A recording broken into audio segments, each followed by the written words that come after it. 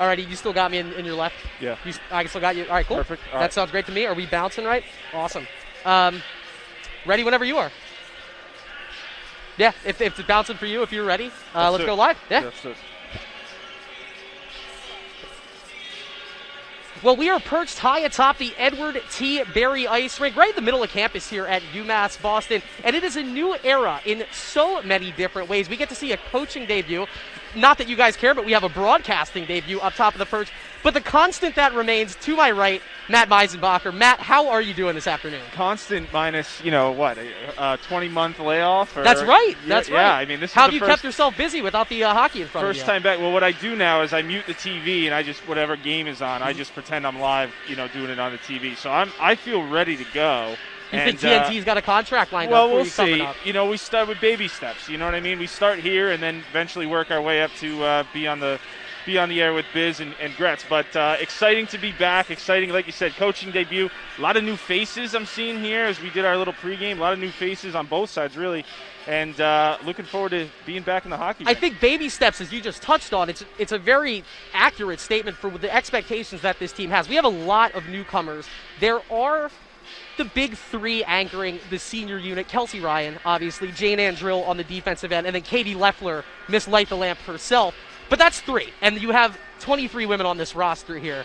What do you want to see out of some of these newcomers, specifically some of the newcomers today? Yeah, I mean, you exactly hit the nail on the head. I mean, I think it all starts with the seniors, and there's not too many of them. I'm used to seeing 5, 6, 7 plus juniors, and that's your core, and then you build around. This is like a whole new team we have here. So I agree with you. I mean, the one player we've talked about and asking coaches, I'm looking for number 3, Liz Cramp. She comes in highly touted.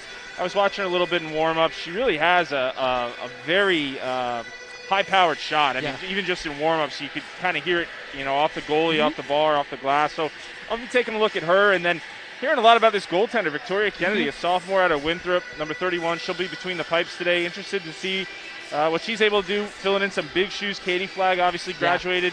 Playing professional hockey now, so some big shoes to fill. I'll be interested to see how the goaltender performs. It's one thing to make your first career start. It's another thing to follow in the footsteps. Now, not following in the footsteps, blazing her own trail, is brand new head coach Danielle Blanchard. You've been doing this job for a bit now. Yeah. I got hired to do this job 3.5 months ago. Danielle Blanchard got hired to do this job 12 days ago. She has been with this program, with them on the ice for 10. How is this even possible? And really sounds very confident and has a very solid plan of attack with this group. How is that even possible? You're a hockey guy. That cohesion, you can't just turn that on with a flip of a switch. Yeah, it's a brutal situation really for both the head coach and I would say the seniors in particular. To have a coach you're familiar with for 4 years leave in August and now you're a little bit behind the 8 ball in terms of getting to know everybody, getting a feel for the chemistry in the room. The thing I would lean on, you touched on it, the confidence.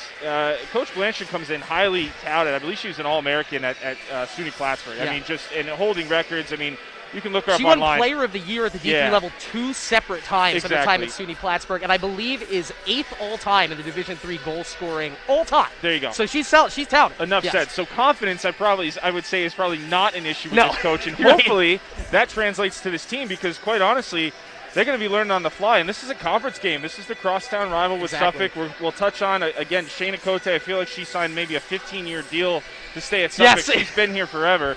So we'll get to that. But, yeah, just starting, her and Maddie Burton, which are the two names that are just – you're going to hear me say the names quite a bit, and I'm sure Matt's going to have a lot to say about them once we get the action Feels like it's started. been a decade, but it should be a good matchup, and I think we'll see. I'm interested to see some of the systems that Coach Blanchard's able to run because I don't know how detailed she's going to be able to get out of the gate. Probably going to have to keep it simple, and I wouldn't be surprised to see if some of these lines move, actually. Well, she actually did an awesome sit-down interview with our own Seth Orensky, and she mentioned that she does consider herself a systems coach, so that being just an added cherry on top of the challenge of taking over a team with 12 days' notice. Not to belittle, aside from all of that, Suffolk has already played a game, and they won a game. They're 1-0. They played last night, and they won 5-2. Fatigue aside, because these girls are in college, they're ready to play some more hockey. What's that like, going to sleep, waking up the next morning after a win, and just heading right back onto the ice to do the same thing? Huge advantage, I think, for Suffolk is you have all those nerves are gone now, and you've kind of found your groove last night. You understood things you did well, maybe some things you could improve upon. for UMass Boston, these first 5 minutes are going to be crucial. Getting that first shift, I can't tell you, you get the nerves in the locker room right now. You just want to get that puck drop. And once you get out onto the bench, sometimes it's a couple shifts before you're out there. So I would say the first 5 minutes could be a little bit of an advantage right out of the gate for Suffolk. If UMass can weather that storm and get people some shifts, hopefully by the third period, we'll see some of that, like you mentioned, some of that fatigue maybe creep in for Suffolk. But I think out of the gate, that advantage is a little bit on the Suffolk side. And now we look at the approach stat-wise. These are stats from our last season we played in 19-20, right. So these are two completely different units out there.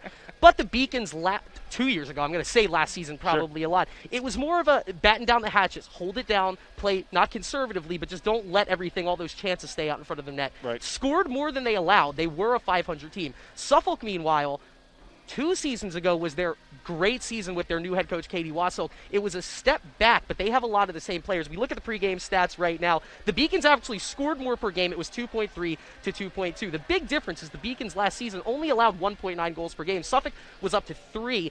They have a goalie in her second year. She had 22 starts as a true freshman in Julia McClellan. We're probably going to see her to start the game today.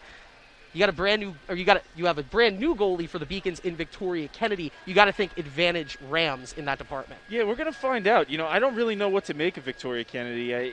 There's no statistics to go off of, so I'm sure, like we touched on, there's probably some nerves for her as well. I'll be interested. The Katie Flagg factor. What a gem that was, having her in net for all those years, and she bailed them out of some games that they probably deserved to lose. So that 500 record, without that goaltender could be a lot different. I'll be interested. As a former goalie myself, I agree with you. I would think just based on stats alone, you got to go with McClellan with the advantage, but you never know what you're going to get with Kennedy. Let's see what we can find. This goaltender obviously getting a start today. The coach saw something she liked, so we'll see what she can bring to the table. Kennedy, one of the many question marks, and this is a team full of question marks, but let's try to get some of those answers. We have a season preview for you ready to go, and so for everybody tuning in online, enjoy. This is a little season preview of what to expect with the Beacons this year. For me to get this final season, it means a whole lot. I've been playing ice hockey since I was 3 years old. The second I could walk, my mom kind of threw me on skates. So obviously I wasn't going to let a COVID pandemic ruin that for me. So being able to come back with a whole new group is pretty special. Coming in with a whole new group, it's been awesome. I mean, without a coach during the preseason, it was a challenge, but with Katie Leffler and Jane Andrill next to me, it's been pretty easy. So it's been awesome to be able to lead these girls. I mean, they came in blind pretty much, and so being able to be a leader for them has been great. Having Danielle come in, Blanche, she was intimidating at first, but we know it all is in good fun, and she's set a high standard, and I think a lot of girls are picking up quick. Being that we have so many rookies, it kind of worked out better almost, because nobody had any expectations of what the season would be like. They came in with empty slate, and Blanche came in, set that high standard, and the team's been rolling since. Obviously, there have been few challenges, especially with COVID and everyone not playing or working out as they normally would have in the past, especially during an off season. And then we have a year and a half of off season, quote unquote. Some of the most important things are just helping them learn how to manage being a student athlete and balancing responsibilities both on and off the ice. Culture-wise, the girls are great. We all get along very well, and that definitely helps when it comes to cultivating a team dynamic. Something talent-wise and working out, I guess we have a ton of talent, and it's really exciting for the program and the longevity to see how these freshmen are going to progress. Having 2 goalies is tough, so having 2 new goalies is even tougher, and both of them come every day with a great attitude and compete, push us to be better, and obviously we like what we see out of them. And Victoria Kennedy came in and really been pushing us hard every day. Over at Endicott, she played a great game, had, at least 30 shots on goal that were good scoring chances, some of them, and she really held us in that game. So I'm excited for our goalies to see where they go. We have a very talented group. We've got some height. Margot Butters is a great defensive who has a lot of good depth when it comes to her stick length and then also seeing the ice. I'm really excited for some of the underclassmen to come into their roles a little bit more and bring the program some talent that we haven't had in the past, especially on the D end. Melina Maggio has a lot of good hockey sense, and bringing that to the D core is really going to help our team build from the ground up, from the net out. I'm really excited for her. Some returners that look really good are Kaylee Kozic. She, of course, has always had great hands and great speed, but I think she's really coming into her role as a leader and someone who can make some great moves on the ice and set a standard for the team. Out of the forward group this year, I think our main skill would be speed. We got little Liz Cramp on the forward end. She's a little ball of fire. So I think our speed will really help us this year. Allie Reifler, she's just, day in and day out worked hard, and you wouldn't have saw her the first day and been like, that's going to be one of your star players. And I think she's proven to herself that over the years here, she can be a great player, step up, do a lot of roles, play PK, power play, everything. So I think Allie is showing great potential. And in net, I'd say Victoria Kennedy has came in every day, and she works harder than, she reminds me of Katie Flagg, and if anyone's watched Katie Flagg play, they know how crazy she was in that. And Victoria coming in, this being her rookie season and already being where she's at, the sky is her limit. In the first game on Friday, obviously we knew it was the club team, and sometimes that lets you get in your head we should steamroll this team. And they got the first goal 10 minutes in, kind of set us back for a second, but we responded really fast. We had one freshman flying out the gates. I'll give Allie a shout out, and it really got the team going, and we showed a lot of fight that game. We came back, got 2 quick goals in the first, and then ended up winning 5-1. And then Saturday against Endicott, who's a really good squad over there, we changed the lines every period to see what chemistry we had. Had a few penalties that set us back, and we still only came out down by 2 at the end of it all. And it really just showed that we have a good group here and that we have a lot of depth. And with the right coach, it'll really work out for us, I think. Goals are just to show up and show out, work hard together, hopefully make it to playoffs in a good standing, and just take it game by game, practice day by day. Coming in here with a whole new group of girls as well as a coach, I think it would kind of put a statement on who we are as a team. If we came out, beat Norwich, even won the Codfish Bowl. We haven't done that since I've been here, at least. So it would be a really great accomplishment if we could set that standard in the beginning and keep it rolling throughout the season.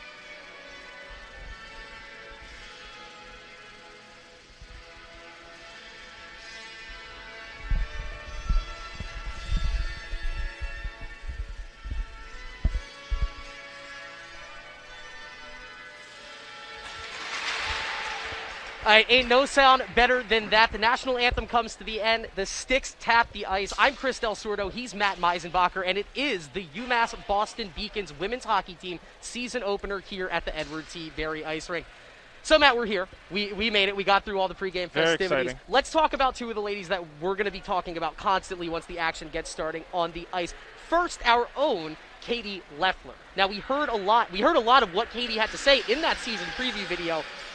You want to say the term elder statesman, whatever cliche applies, she is that. She is that beacon, so to speak, of senior leadership. But she's also one of, if not the best offensive forces that the Beacons have out there on the ice. Just talk to me a little bit about her game. Yeah, she's going to be logging a lot of minutes. Without question, I think she's probably going to see a full period's worth at the end of the game of, I would say, right around 20 minutes in minutes played. Statistically, she's probably the backstop. Kelsey Ryan's right there with her, 40 career points. Katie Leffler, 41. But we're going to see a ton of Katie Leffler today. She'll be playing the right side, number 16. 21 points last season, the 1920 season that we played. Maddie Burton on the other end for Suffolk, similar. Wing presence, scores a lot of goals, lights the lamp. She even scored twice in their game last night against Plymouth State.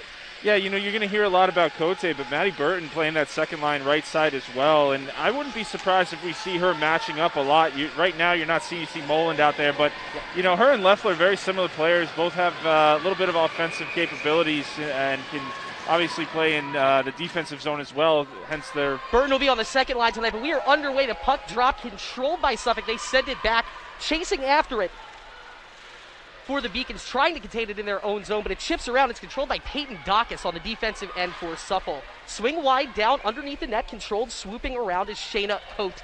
She of the teams tied for the lead in goals. Cycling around are the Rams. Little contact underneath, no tripping call, but taking it out of the muck is Katie Leffler, the aforementioned Leffler. In the middle of the zone, nothing doing. Possession back to the Rams.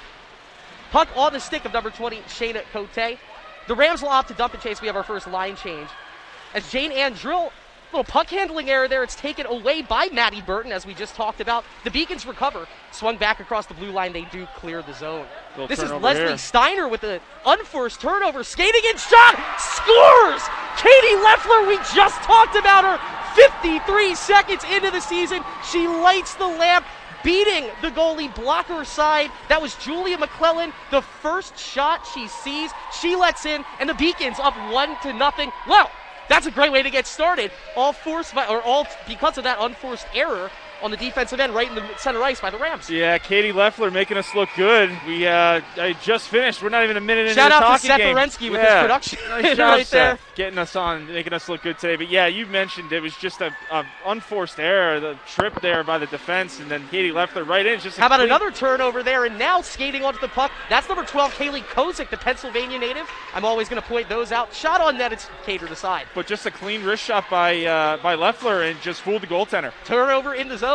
That's Buddington, Addie Buddington, the defender, trying to force the issue inside. Kozik can't make anything happen. Jane Ann Drill was able to avoid disaster with her error on the offensive end. And now the Beacons setting the tempo right now. The puck has been in the Ram zone for the past 2 minutes of action. Yeah, that's a great point. She did. She had a turnover of her own. And we're going to be watching her a lot today. Jane Ann loves to rush the puck. She's got the skating ability to do so. Elise Wainwright, sorry about that, with a wraparound shot. Centered, eschewed wide. That was Peyton Dacus on the defensive end. 2 saves already for Victoria Kennedy. Puck set into the middle, down around the skates with the shot, Julia Franklin, and it's controlled by the Rams. They will send it back up, cycling around. This is Elise Wainwright, left-handed shot. It's blocked. Katie Wilbert, nice job. The Beacons will change their lines as Peyton Dacus. An extended shift here. She looks ahead for Cassidy Gruning. Gruning might have had something, couldn't control the puck, and now the Rams will dump. They will change. Beacons back with the puck. It's 1-0 here. We're 2 minutes, 10 seconds into the game. Slicing into the slot. That was, Shilapati. That shot goes wide. And now Shayna Cote dangling through. Wrister saved by Kennedy with the left pad, although that was close to sneaking under. And now the Rams with a sustained offensive attack 2.5 minutes into this first period. It was Katie Leffler lighting the lamp. 53 seconds into the contest. We are 1-0, the Beacons lead. That dangerous pass, as that's deflected down low towards the net.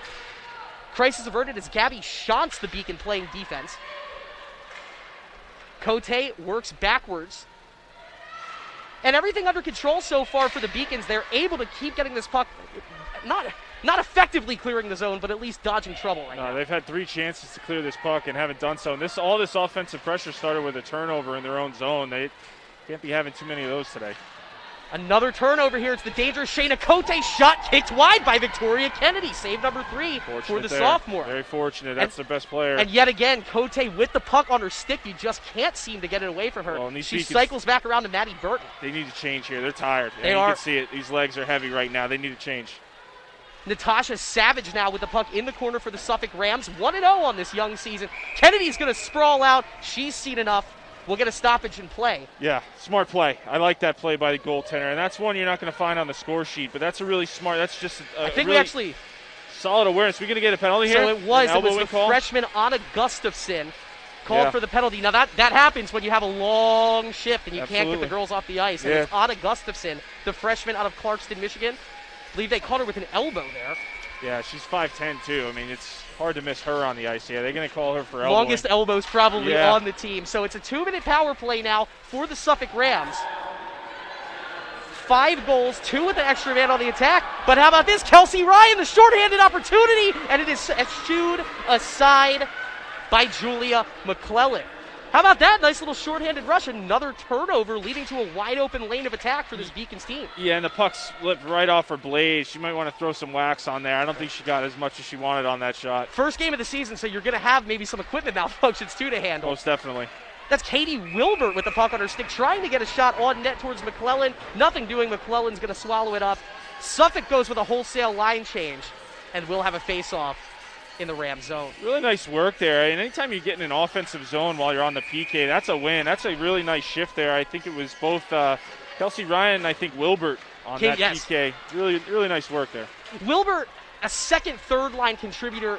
Really, they expect a bit more out of her this season, and in these opening 4 minutes on the ice, got to like what you see. Yeah, that's a great start there. The penalty kill, like I said, anytime you can force an offensive zone draw, that's a plus. We're almost 1 minute into the PK, but Shauna Cote, in a spot she wants to be with the puck behind the net, she'll cycle it off to Sophia Shilapati. Shilapati looks back, that was number 15, Sam Molid with the slap shot. The snapshot, misses everything, and now back in the defensive zone, it's Leslie Steiner. Cycles it over, one-timer by Madison Duff goes wide. Duff with 4 goals from the defensive zone last season for the Suffolk Rams. Now a bit more of a sustained power play look right now from Suffolk as they have the wide cycle looking inside. Oh, that one almost gets through Kennedy. Kennedy against the post. Oh, and very fortunate break right there for the Beacons as the ref, he lost sight of the puck. The puck was right there in the blue paint, not covered, and we'll take that whistle blown. Yeah, it's a good break for the Beacons. I mean, I think that's one where you just say, all right, thanks, ref, because that puck absolutely was loose in the slot. It was a good save by Kennedy on the initial shot, but she lost it in her crease. It was sitting right there, and the whistle blew. Face-off one backwards controlled by Drill, but it takes a weird carob off the leg of a Rams player, and now Suffolk trying to reset their power play. Fighting for it is Kelsey Ryan. Was able to make a couple of Rams players dispossess the puck. But now once again, Suffolk charges into their own offensive zone, and once again it's Jadan Drill with the solo responsibilities, it seems like, of just getting this puck out of trouble. There is 9 seconds left in this power play, and with this puck scattering all the way back into the Rams zone, one more look ahead. The Beacons 1 for 1 in their penalty kill on this young season. Solid kill, a couple good saves, and like I said, that I think really all started from that first shift of that pressure they were able to generate on Suffolk and took a lot of time off the clock. Drill cross-ice pass. This is to Katie Leffler, the goal scorer. Just 53 seconds into this contest, she made it 1-0 Beacons. Wilbert now dumps it underneath. Skating around with the backside is Peyton Dacus, but Leffler takes it away from her, and Dacus wins it right back. Kelsey Sorrells with the puck now, left-handed shot, skates ahead. Oh, Kennedy almost let that one sneak through to 5-hole, does control it, gets it off to Gabby Shantz. Shantz looking to get it out of danger. Angled pass off the boards, but it's kept in by Peyton Dacus. We've seen a lot of good, efficient play from her on the defensive end so far. Anna Gustafson, she committed the penalty earlier, back on the ice along with Liz Cramp. They send it back. 2 freshmen out of the state of Michigan that we are excited to see with the Beacons this season. Certainly. Now, the puck has been in the Ram zone, probably, aside from that power play, the past 4 or 5 minutes, they have had more sustained offensive possession in their own zone. In the Beacon zone. Now, Liz Cramp fighting right along the blue line with Sorrells. And ultimately, that's Rachel Burum. Interesting story, Rachel Burum, senior. Hadn't played hockey here before, was a student here, and now on the team. So she is another player making a Boston debut under quite interesting circumstances. That puck's going to get frozen about 10 feet from the net of Victoria Kennedy. I think she'd like to see the Beacons take a breath. I know we would as well. They do still have this 1-0 lead. 7 minutes into the first period. There's 13:05 left to go. UMass Boston leading 1-0. And just a chance to reset. You know, anytime you're on a power or killing off a power play as a shot there is blocked, you know, you're going to have a couple shifts where you're still feeling like you're killing that penalty. So now a chance to reset here. And that shut out in front. Oh, boy, that was close. And it's still in the zone. And Leslie Steiner snaps it off. And in front, that is the true freshman, Sophia Shilapati, right where she needed to be. That puck was it was too close to the net for too long. And even after the good save by Kennedy, it's Sophia Shilapati, her second goal of this season. She'll tie it at 1 apiece. Yeah, just too much scrambling in the D zone for the Beacons. And credit to the Rams. I mean, they're winning a lot of offensive draws here today, and it's resulting in direct pressure on top of this goaltender Kennedy. Not much she could do there. And that puck was just bouncing around. I saw a lot of Beacons looking like toy tops just spinning around on the ice. You know, That's not a good way to defend, Chris. It was the first line for the Beacons offense out there. It was the second defensive line out there, so we have a line change across the board right now. But Sophia Shilapati, the junior forward from Toronto, Ontario, Canada. So I got the year wrong there. I'm sorry to the Shilapati family if they might be tuning in on LEC TV online. She's a junior, 2 goals already this season, and we are tied at 1 apiece. That puck chipped into the net, so the Beacons will make a change as they will have a face-off down there near the Rams' net, and we get another look at Rachel Burum and Liz Cramp. Now, I mentioned that Liz Cramp and Anna Gustafson are Michigan natives. Katie Leffler played her high school hockey in a program that played against their club team quite a bit. They both mentioned her as an influence, getting them to Boston. You got to love when one of your seniors can bring players from the state of Michigan all the way out here to the Bay State. Without a doubt, and see if we can get a shot on Kaylee goal here. Kozik spins. That one just wide. I believe it hit a player out in front. Had a good angle. Left-handed shot. Liz Cramp right down near the net. It gets blocked. Kind of down along the skates. And Rachel Burum, this is the second line for the Beacons forward. She will take it into the right side corner. Melina Maggio, the freshman defender, tries to spray one on net. It's kicked aside by Natasha Savage. And Gabby Shantz, looking good in her collegiate debut from the defensive end, trying to apply the pressure on the offensive end. Suffolk clears, and that'll be an icing. And so important, after you give up a goal, that shift after, you really just want to have a solid response.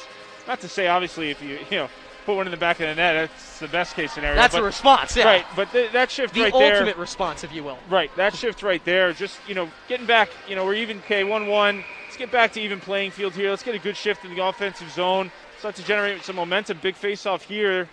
Fortunately, Suffolk wins it, but let's try to build off that goal after. It's Emily Francisco. It's another freshman, also from the state of Michigan. Down there, just 5 feet tall. She won that face-off, but now Suffolk with the puck. Slicing through the offensive zone, Cassidy Grunning. She actually had a couple of stick handling mistakes at the very beginning of the game. One, which I believe led to the Katie Leffler run out for her first goal. No one knows where the puck is right now. Is Sydney Boyle, the freshman, forcing the issue for the Beacons. It's Rams' puck as they shoot it ahead and ultimately catching up to it. That's Corinne Schreckel, a sophomore out of Pittsburgh, Pennsylvania. Puck gets sent all the way back, and this will be another icing call. The Beacons tried to get that change. We had one of the linesmen right there. I guess he'll make the decision on who gets to go off the ice and who gets to stay. I think they were able to complete most of that change before the icing was called. And you like that because of where this faceoff's going to be. Murray's a veteran. He wasn't going to allow any type of last-minute pre-icing changes. If you ask some of the established refs, they take pride in their line changes. I know it's the ultimate Wes McCauley clip. Is the best part of his game is his line changes. Most definitely. So it helps with me having a veteran like Matt letting me know which refs we might be able to get away with or not. Yes, indeed. Well, this isn't good. Leslie Steiner, who has been forcing the issue all afternoon so far for Suffolk, skating in. That is a loose puck. The puck gets put in by Cote, but luckily, and this is the second time this has just happened, the referee blows the play dead. We hear some groans and moans from the Suffolk fans, and they have a point. Yet again, that's the rule. The ref lost sight of the puck, but we all saw it. Yeah. Shayna Cote saw it for about 10 seconds and got a look on net. That's 2 free ones now. It went in the back of the net, but it's not going to count. Yeah, it's 2 for free now.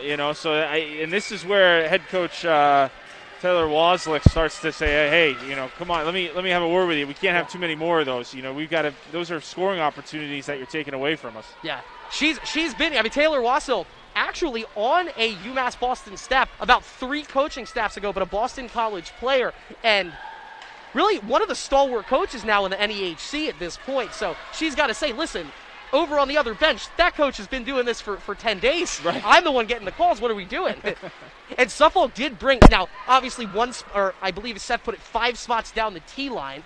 They have a great fan base with them right now. This is a very fun atmosphere for our season opener. It's still October, but we're getting underway, and we got a nice vibe in the barn right now as it is 1-1, but the Rams, Julia Volpe charging ahead, trying to keep it in their zone. They weren't, well, I guess it never ultimately made it in the zone. The Rams clear, they change, and now the Beacons cycle it around. It's Addie Buddington with a pass towards the middle, not handled cleanly, trying to save the day as Gabby Johnson. She's had to do cleanup duty a lot so far this afternoon. The first minute was great for the Beacons. I would say the last 10 You get a penalty here. Part of me has been leaning Rams, and that comes to fruition once again right now with the penalty called deep in the Beacon zone. This is what we were worried about, Chris. They're being outworked right now, and this looks like a Suffolk team that has a game under their belt, and they are playing at true game speed right now. Beacons, like you mentioned, the Leffler got them on the board early, but boy, they've been playing a lot of defense since then, and here they're going to have to kill off another penalty. We're going to get a rough. I didn't get the number. I want to see. I didn't either. It's a number in the teens, so if we get her to turn, that might have been Addie Buddington, but I'll try and see if I can just get a look at her sleeve. No, it's Katie Wilbert. So not 18, it's 17. Katie Wilbert with the call. And with 9 minutes left to go in the first period, the Beacons with their second penalty to kill off. It is 1-1. The score is tied right now, although Suffolk, they would like the score to be 3-1. That's okay. You get away with it. Beacons 1 for 1 on the penalty kill. They have their work cut out for them again. Puck is sent deep. It is Julia McClellan, the junior goalie out of Grosse Pointe Woods, Michigan, clearing it out. And how did this happen? Jesse Kennedy had a wide open stream towards the net, wrists it just high and wide.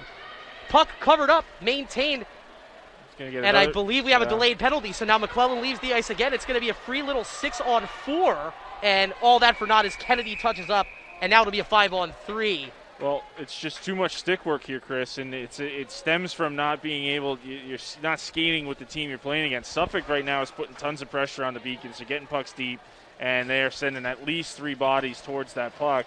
Beacons are having a tough time defensively right now, and another penalty here as Shantz is going to sit, or no, is it Shantz? I think it's Shantz. I believe or Butters. I see the Butters. 4. I believe Butters is a little bit taller than Shantz, so that looks like Margot Butters. It is. That's Butters. Number 4, Margot Butters with the penalty. So you have a forward and a defenseman. Obviously, that changes your look on this 5-on-3 kill attempt. But Maddie Burton, all the time in the world as she winds it around the top of the zone. Suffolk looks to cycle around and try to get that angle in. But a turnover here. Kelsey Ryan chasing after it. We might have a breakaway. Ryan can't get back to it. Nice job by Peyton Dacus, who consistently over the course of this game has probably been the most impressive defensive presence. And now she's moving the puck forward for the Rams. Jumps it back off. Maddie Burton with bodies in front. Slaps it in. Kennedy with the save. And it is cleared out by Jane Ann Drill. Look, not the way you draw it up, but a nice clear right on that exchange of play. Well, a little bit of a rebound there by Kennedy, but Drill was right there to send that down. And you got 20 seconds here. Boy, if you could just get one player back, it really changes things. I know the Beacons like to go aggressive on their penalty kill. It's hard to do that 5-on-3. And a little lax stick work there by Melina Maggio right in front of the referees. They don't call anything. They got lucky. And I believe now the Beacons have killed off the first of these 2 penalties. So we will be seeing Katie Wilbert returning to the ice. That's a big kill. Back to a 5-on-4. Go for it. Sorry. Yeah, no, 50 seconds left here. I mean, you've done most of the work. Now's really where you want to batten down, get a whistle here. Another great save by Kennedy. Slight rebound, but she's right on it to cover up. The hard part's over. No, the hard part's over. And you can see now we're going to get a change. So big in-zone draw here with 45 seconds left on the clock. I mean, it's amazing when you're on that penalty kill to get that extra player back, get back to 5-on-4, a little bit of a morale boost. It's a big draw here. See if Wilbur can win it back. Safe to say nothing put wins in your sails like killing off a 5-on-3. Absolutely. There's 40 seconds left in the second penalty. That was against Margot Butters, the freshman from Snohomish, Washington. So she's still in the box.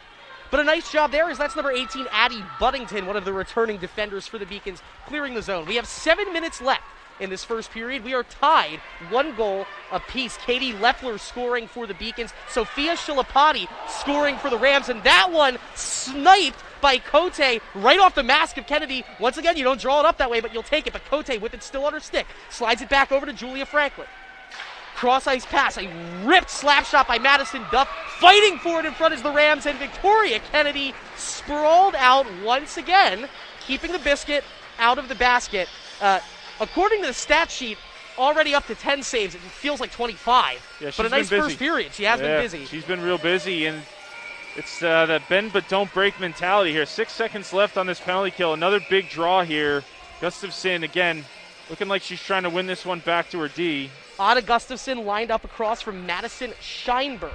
Madison Scheinberg, a Florida native, she wins the faceoff, and that was a ripped shot by Sydney Teets. Gloved down by Victoria Kennedy. Now just 2 seconds left on this power play. The Beacons, save for something just downright tragic, have technically killed up. They are 3 for 3 in their penalty kills. Nice block on the slot right there by Anna Gustafson.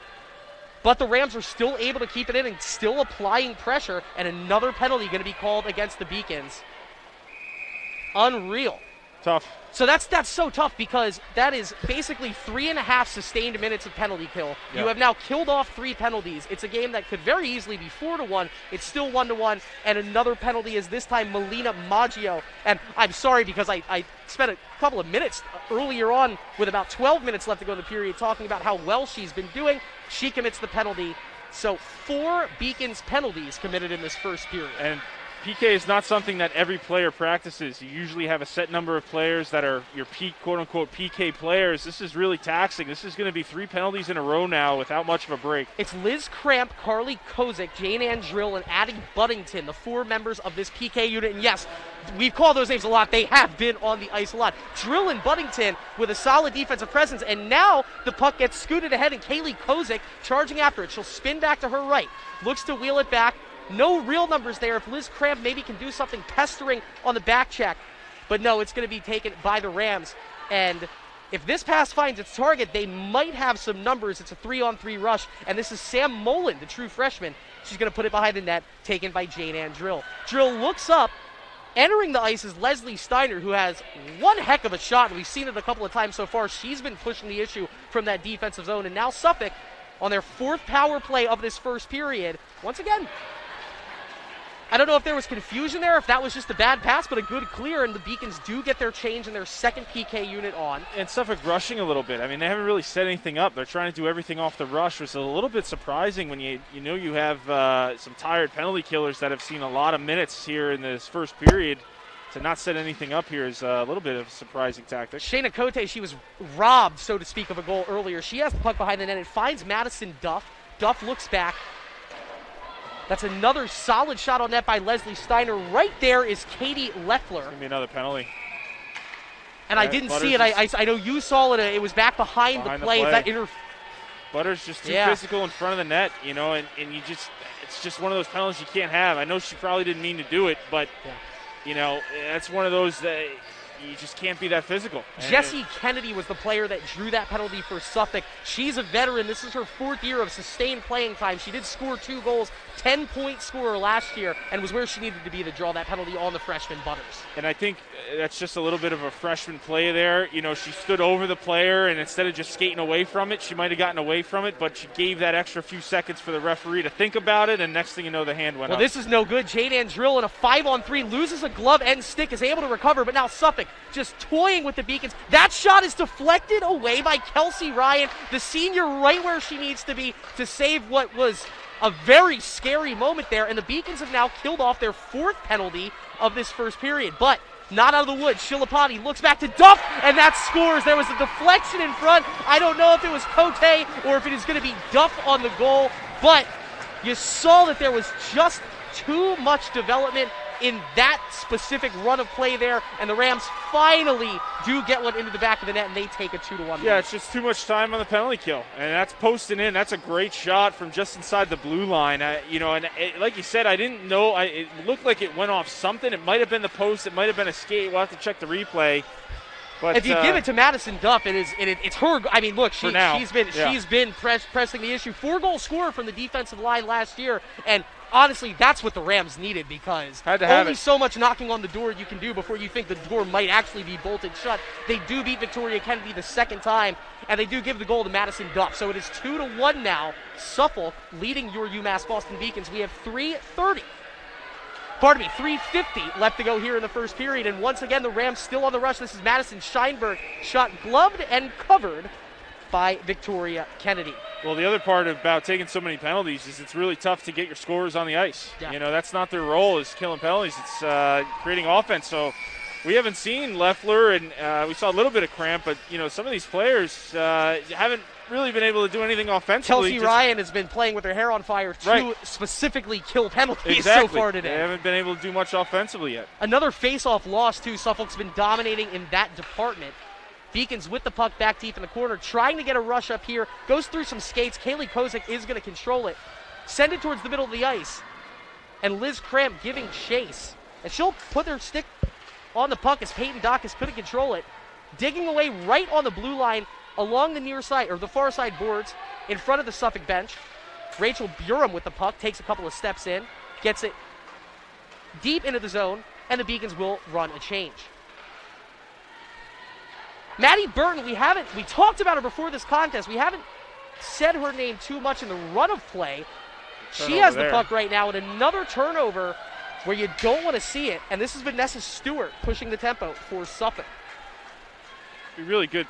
Just under 3 minutes here. You've been killing off a lot of penalties. Just to get some time in the offensive zone. You haven't really tested the goaltender McClellan since that goal, and we are defending again. It feels like maybe 2 or 3 shots max have even been taken in this period by the Beacons. So you like when one of them goes in, but it's not a recipe for sustained success. How much of that is just the natural cohesion that's not there between this new group? I think just Suffolk looks flat out faster right now. They're faster to the puck in particularly the offensive zone, but also in the neutral zone, and you can see it even right here. It's just not enough pressure to create a turnover and try to get that puck down the other end. Now, by the time the Beacons get it, they're going to probably need a whistle or a change. Julia Franklin and Madison Ricardo, the freshman tandem, getting the puck underneath. Nothing doing for Suffolk, but that's Cassidy Sullivan that couldn't clear it for the Beacons in what looked to be a pretty standard clearing opportunity. And just not the crispest run of play, and another icing. Yes, nobody off the ice for the Beacons, and so it's more tired legs deep where they don't want to be. And another end zone draw, which you haven't shown you're capable of winning consistently. I mean, I'm seeing a lot of hands on knees, and this is a big draw. 24 shots by the Suffolk Rams already. Victoria Kennedy has saved 22 of them. Well, of the ones on goal, and another shot on goal, another save by Kennedy. And you're right, it's all stemming from the lost faceoff. That's the freshman Sam Moland, had 2 looks just then. Couldn't capitalize. She'll take it deep in the corner, and that's Sophia Shilapati, who scored the first goal for Suffolk this afternoon. It gets away from Steiner, one of her first mistakes this afternoon. Giving chase on the play is Sydney Boyle, the freshman, couldn't work the puck free. And this is Katie Wilbur, who committed the very first penalty from all Beacons. Just not looking good right now as that one gets away from Melina Maggio, who has committed a penalty herself in this first period. We're down to the last minute of play here in the first period. The score is 2-1. Sophia Shilapati, Madison Duff, the 2 goal scorers for Suffolk. Katie Leffler, the goal scorer for UMass Boston. Officially, the last minute to play right now is Emily Bozzi, freshman from my neck of the woods, Westchester, Pennsylvania, onto the ice, circles it around. She'll step off, and now Julia Volpe, centering pass, it's saved. Kennedy lost her balance, was able to get the blocker down and keep that puck out of trouble. Another look, call that the 25th shot of the first period. Yeah, and it was Dacus too. I mean, that one, they're fortunate. That puck was moving a little bit, and Dacus, one of their players we've mentioned, the senior, we mentioned her a lot today, was right in the slot. I was surprised she missed that as badly as she did, because that could have easily been in the back of the net, and that would have been crushing. And Beacons right now, you'll take it. I mean, an end zone draw, 35 seconds left. Boy, if you could get a shot on goal, maybe try to tie this one up, get a little lucky here, but this is one of those, maybe just try to get back to the locker room and reset things for the second. Well, you have a great two-way player like the Beacons have in Jane Ann Drill. They have the exact same thing through the Rams in Peyton Dacus, and she's been showing it so far. Beacons win the faceoff. They get a look on net. Not that a productive one, but Liz Cramp digging for it in the corner. Can't get to it. And ultimately the puck does escape the Ram zone. Beacons still in control of it. Drill trying to get it over to Cramp. Cramp keeps it in the zone, but that one will take a skip up and go into the Rams bench. Just 17 seconds left in the first period. I'm Chris Del Sordo. He's Matt Meisenbacher. The Beacons trailing 2-1. It feels like they could be trailing 5 or 6-1. Yeah. So how do you look at this, being the goalie, being the player in this scenario? When you have a score like this, but a game that's flowed like this, as they're about to head into the locker room, what emotions do you head into the locker room with? There's too many penalties. I mean, we just spent too much time defending. That could have been another call there. It looked like almost a trip. Just way too much time defending in our own zone. We can't call in our goaltender that many times in a period. I mean, that shot total, what's she going to end up with, 25? 26. You know, that's 26. Almost, I've seen games where goaltenders have faced that much, let alone all in a first period. And don't forget, all of these shots on goal, too. So every shot, all of the ones that we have mentioned, Victoria Kennedy has made 26 saves on 28 shots on goal. And just taxing. I mean, she gave up 2. You know, like you said, a few more could have gone in, but she did her job. I think for Coach Blanchard right now, it's got to be a little bit of a reset button. Right? Just spending way too much time defending. And when we did get offense, we were able to score. One of the ones that we were able to get on goal was in the back of the net. So there's a lot of positives. I think, a lot of people saw a lot of ice time, so we're not going to get any complaints, I don't think, for players not, seeing the ice. I have definitely called every player's name on this roster. Everybody got plenty of minutes, but I think ultimately this has got to be, hey, we've got to find ways to stay out of the box. And actually, I don't know if you can see it. Yeah, to the left of your screen, you can actually see Coach Blanchard saying, hey, 4 for us and none for the other guys. 5 for us, yes. Can we even things out? Now, granted, they got to call what they got to call. If I can be honest with you, I didn't really see any penalties committed by Suffolk in this first period. Exactly. We can be a little bit biased, but as an unbiased observer in that regard, it wasn't like they were playing the sloppy hockey was being played by the Beacons. Just putting something in the referee's ear to say, hey, I'm aware of the count here. Let's see if we can give ourselves a power play maybe coming out here in the second period. So not a terrible period, down 2-1 at home, start the season, but I think there's still some improvements to be made in between periods. Right, it could be worse. Right now it is the end of the first period. We are in the first intermission. Beacons trailing 2-1. We'll take a quick break. We have more content for you coming back after this.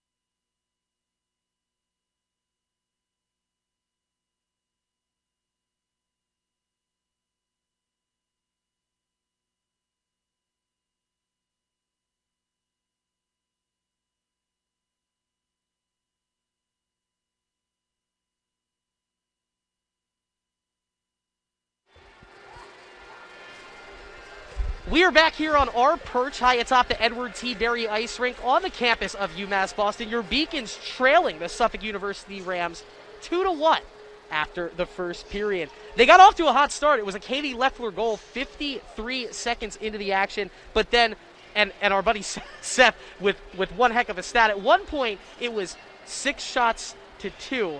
Then it was a 20-2 run of shots that got it to 26-4. We end the period 28 shots to 5. For those that aren't familiar, that's unprecedented run of shots in one period. But yeah, it was. We were talking about it off air. It's too much time defending, and it's clear. I mean, even for those that maybe don't watch a ton of hockey, 5 penalties in a period is just way too many. And they're fortunate to only have 2. There were a couple whistles that were blown a little early, pucks that were loose in the crease. Right. We had one. See, at this point, you forget about that because of everything else Exactly. that then happened mistake-wise in that first Exactly. period. So, and that's just one case. I mean, there are other opportunities where Suffolk had opportunities, in grade A scoring chances, and weren't able to capitalize. So, for me, I'm in there. I'm probably saying, ladies, we gotta batten down the hatches a little bit. No more penalties. Let's see if we can create some offense, get down into the other side of the ice, and give our goaltender a break for a little while. As that goes, Victoria Kennedy, the goaltender that you just mentioned, did make 18 saves. So right She's now, very busy. For the math majors listening at home, she's on pace for 54 saves. You never want to ask that of your goalie. No, that's but if too that many. happens, it's a feather in her cap in her collegiate debut. And she should be obviously rested first game. I don't think there's any sort of fatigue issue, but it's just too many opportunities, too many asks of your goaltender for one game at 54. I think I liked what I saw. She made some good saves. Rebound control was a little bit off. I think she had a couple times where a D bailed her out a little bit, but ultimately, great period. He gave up 2 goals and he killed off, 5 power plays. So. I was just about to bring that up. The only other more telling stat than that shot discrepancy, 5 penalties to 0. And they did kill off 4 of those 5 penalties. I actually have the rundown in front of us. So this is what is, it's not shocking, but underclassmen, 4 freshmen and a sophomore committing these penalties. Margot Butters commits 2. That's probably going to get addressed in the locker room. It has to. And minutes are going to start to suffer. I mean, that's the first thing that's going to go is if I can't trust you on the ice, I got to sit you. So I don't think we're at that stage quite yet, but we got to play a cleaner brand of hockey. The woman in command of the locker room making her UMass Boston coaching debut is Danielle Blanchard. Now, we touched on it. It is quite an interesting story. She played her hockey at SUNY Plattsburgh, one of the best players in Division III history. She had been coaching as an assistant coach at Yale University, Ivy League. Good haul by us to bring her in here and face with the task of getting a team ready to play in 10 days with them in 12 days in Boston. She had a nice, lovely sit-down with our own Seth Orensky. We have it for you right now. Let's get an inside look at the woman calling the shots for the Beacons this season. This is Seth's interview with Danielle. UMass Boston women's hockey coach Danielle Blanchard. Coach, first off, welcome to UMass Boston. Glad to have you. What have these first 10 days been like? That Suffolk game will be exactly day number 10. You've already gotten 2 exhibitions under your belt, and hopefully you've gotten to know some of the players that you have on the squad. Yeah, well, thank you for first for having me, and already being here on campus has been fantastic. I'm just looking forward to being a part of this family and joining the athletic community. So thanks so much for having me.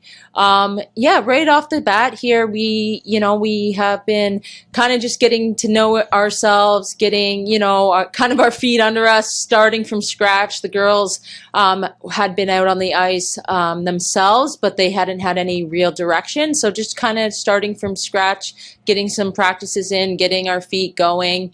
For me, the big thing's going to be to come out with energy, intensity. Main thing is going to be competing.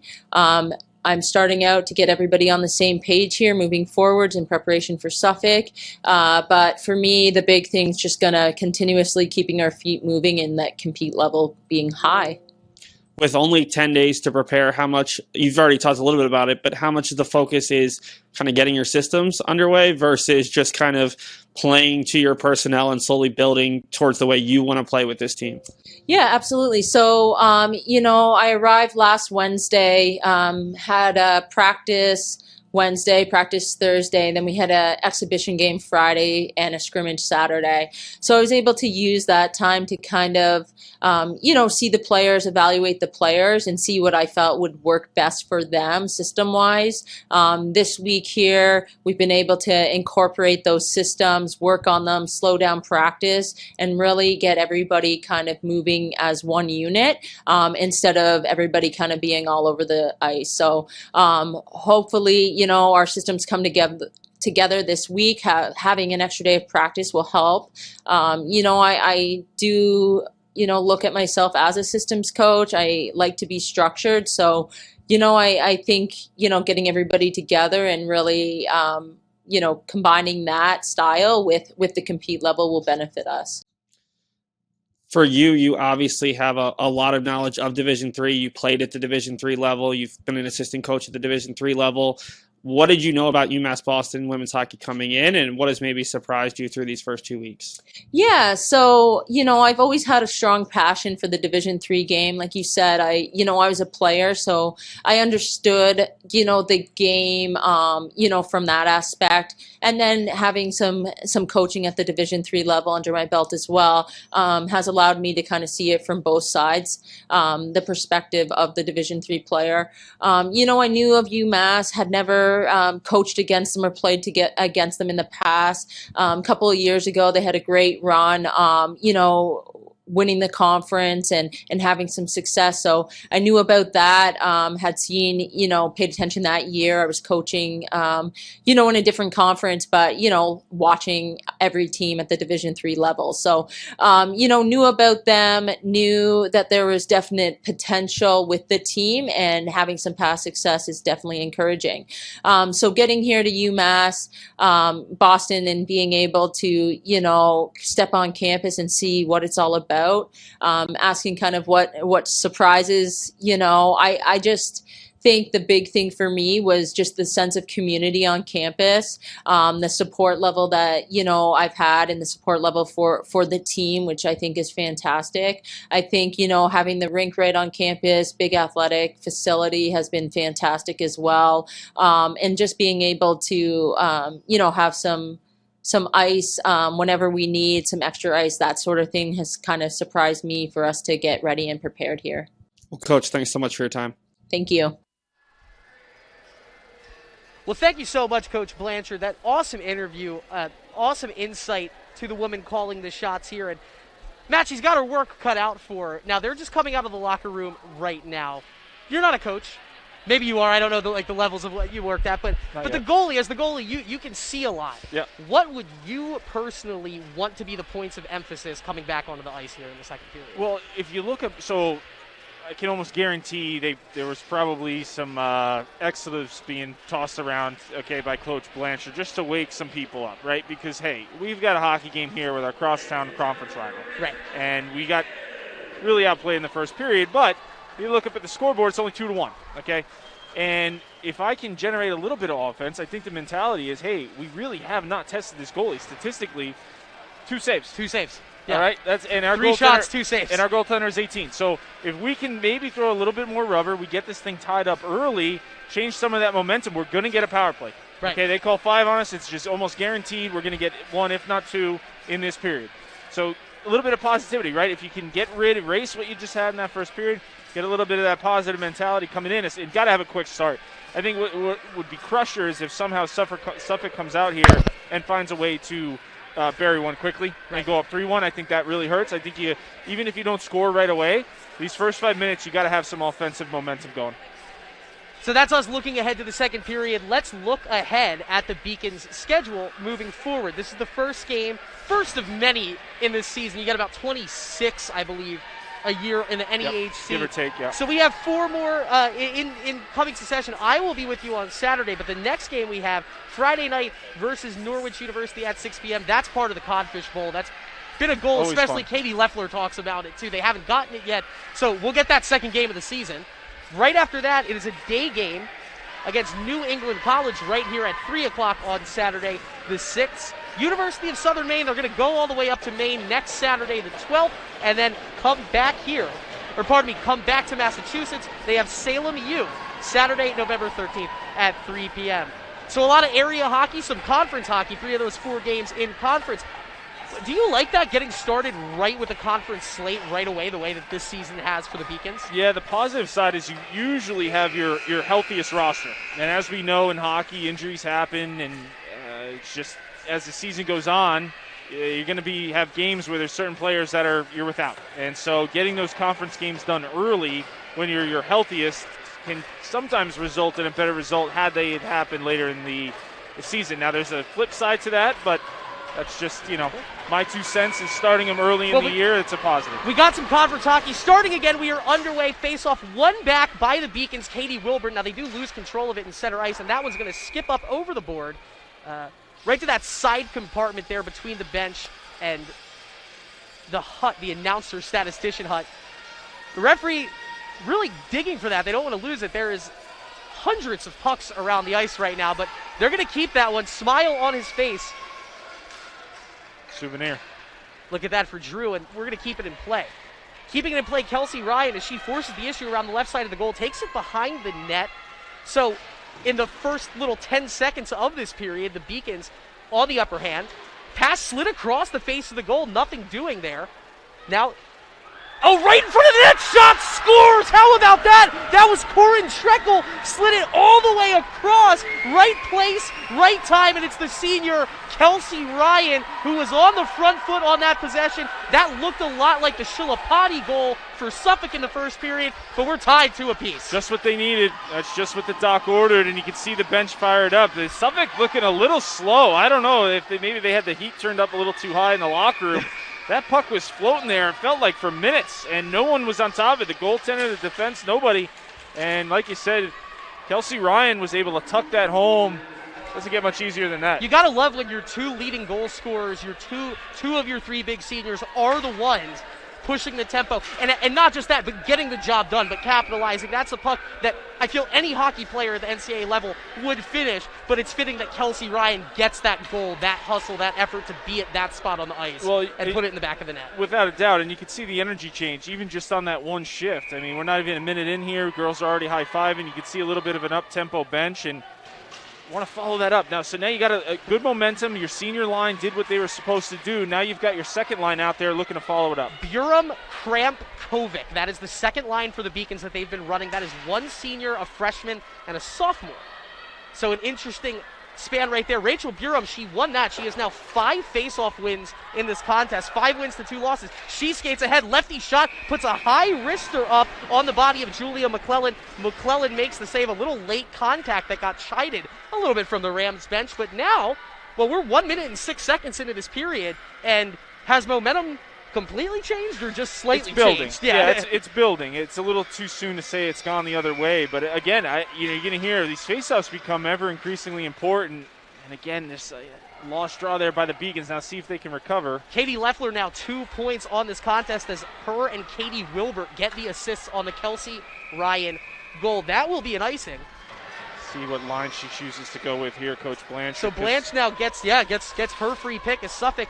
You really want to go with one of your top centers here. You've got some momentum, obviously, we've talked about. You just scored, and you would really like to see if we can continue this. You've got your... it's the third line. This is the freshman gunner line with Anna Gustafson, Allie Riefler, and Hannah McDougall. And unfortunately, yes, another loss for Gustafson, but it does stay in the line. Centered in. Kicked in front. Gustafson with a look. Gets tripped up. Not a penalty, so there's no call. Great job holding the fort down by Julia Franklin for Suffolk to get the Rams out of trouble, but it's another icing, and the puck's going to come right back deep into the Rams zone. And if you notice, there's some rebounds to be had. I mean, that puck is not, there's no Velcro going on right now. McClellan looks a little unsettled, and boy, if I'm the Beacons, man, I'm keeping it low. Let's get it off the pads and see if we can almost get an indirect pass to a teammate here. Top line out, big draw. You get a little bit of a false start here. So I was going to mention this about McClellan. You're a goalie, so this is a weird thing. 2 seasons ago when Suffolk last played, she split time with their senior goaltender, but she had 20 of the team's 26 starts, only won 6 games. The other goalie carried their team to 5-1 in her 6 starts. So McClellan, she shows, is she a game player? Might that be a chink in the armor of what looks to be a pretty powerful Suffolk team up to this point? We've only tested her with 5 shots so far, and 2 of them have gotten past her. It's a lot. There's a shot on goal there. Yeah, I was going to say I might have gotten ahead of myself now with Suffolk with a very nice wraparound attempt. It sends Peyton Dacus scattering out to reset the play. It'll come back to her stick. Peyton Dacus, one of the assistant captains on this team, just the model of consistent, smooth, never worried. And right now, trying to be the peacemaker, as that one almost gets chipped in by Katie Wilbert off the Leffler feed. Now this is the monster line right now. This is your two seniors and the junior on the forward line pushing the tempo. Puck gets out of the zone, but the Beacons will reset. Pass rifled into Ryan. Ryan, that's just offside. She couldn't keep it in before getting the shot on net. They might have had something there of Kaylee Kovic. Sliding on in, but they will be called for the offside. Well, you can see a little bit higher energy. It's a little bit like a different team now. Yeah. Beacon's kind of feeling some confidence in their game and building, hey, let's see if we get all 4 lines going. A rare face-off loss in the early going for Rachel Burum as it's controlled by Sophia Shilapati. She'll push it down in the direction of Margot Butters. Not the best first period of a collegiate career Nice for Margot pass. Butters, but a nice pass now on the stick, and here's Liz Cramp. Liz Cramp stick handling, angling towards Julia McClellan, gets it around the corner, spins, puck right in the middle of Burum. Oh, what a play by Shayna Cote. That goal. puck was going in, and Saved the she was goal. able to get it out of trouble.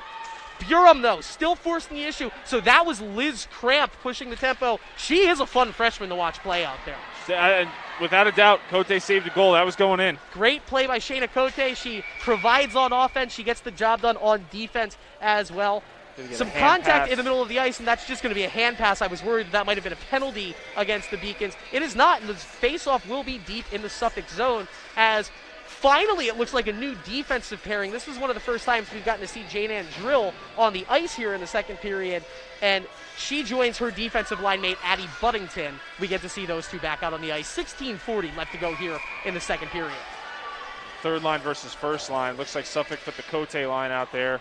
Anna Gustafson does get her first nice face-off win. Hannah McDougall, though, loses control of it along the left corner board. Sophia Shilapati, the Toronto, Ontario native, she has scored one of Suffolk's 2 goals tonight. Still fighting for it, keeps it in the zone for the Rams. Beacons can't get it out of trouble. Hannah McDougall now. Backside pass over to Anna Gustafson. Gustafson, a very fun player to get to talk to. I got to say hi to her just this morning, and she was one of the first people with the team into the rink. Just a fun freshman, happy to be here and bringing a lot of energy to the ice right now. I can only imagine. Hard to miss at 5'10", too, out there on the ice. I was going to say, yeah, she's noticeable on the ice, too. But I can only imagine, the feeling going into the rink today for these girls after such a long layoff. Yeah. And you're practicing, you're trying to stay on the ice, you're not getting any games, and now finally it's here. Just 11 true freshmen, so yeah. 11 women making their, and then you have players like Kennedy, who was a Right. student but is now a sophomore, Right. and a player like Rachel Burum playing for the first time. So more than 11 making an NCAA debut. So many We factors. can't take that lightly, and right Right. now hanging in, tied 2-2 Right. in a conference game. Great way to get started. Now that shot pushed aside by McClellan. There was a lot of bodies in front. It didn't really threaten her. She clears the zone, but it'll go all the way across the opposite red line. That's nice. And the faceoff will be back deep in the Ram zone. We will go right side circle for this faceoff. 2-2 is the score. My name is Chris Del Sordo. Alongside me, Matt Meisenbacher, your favorite goalie around these parts. Calling the action for you in an awesome season opening game right now. Tied 2-2.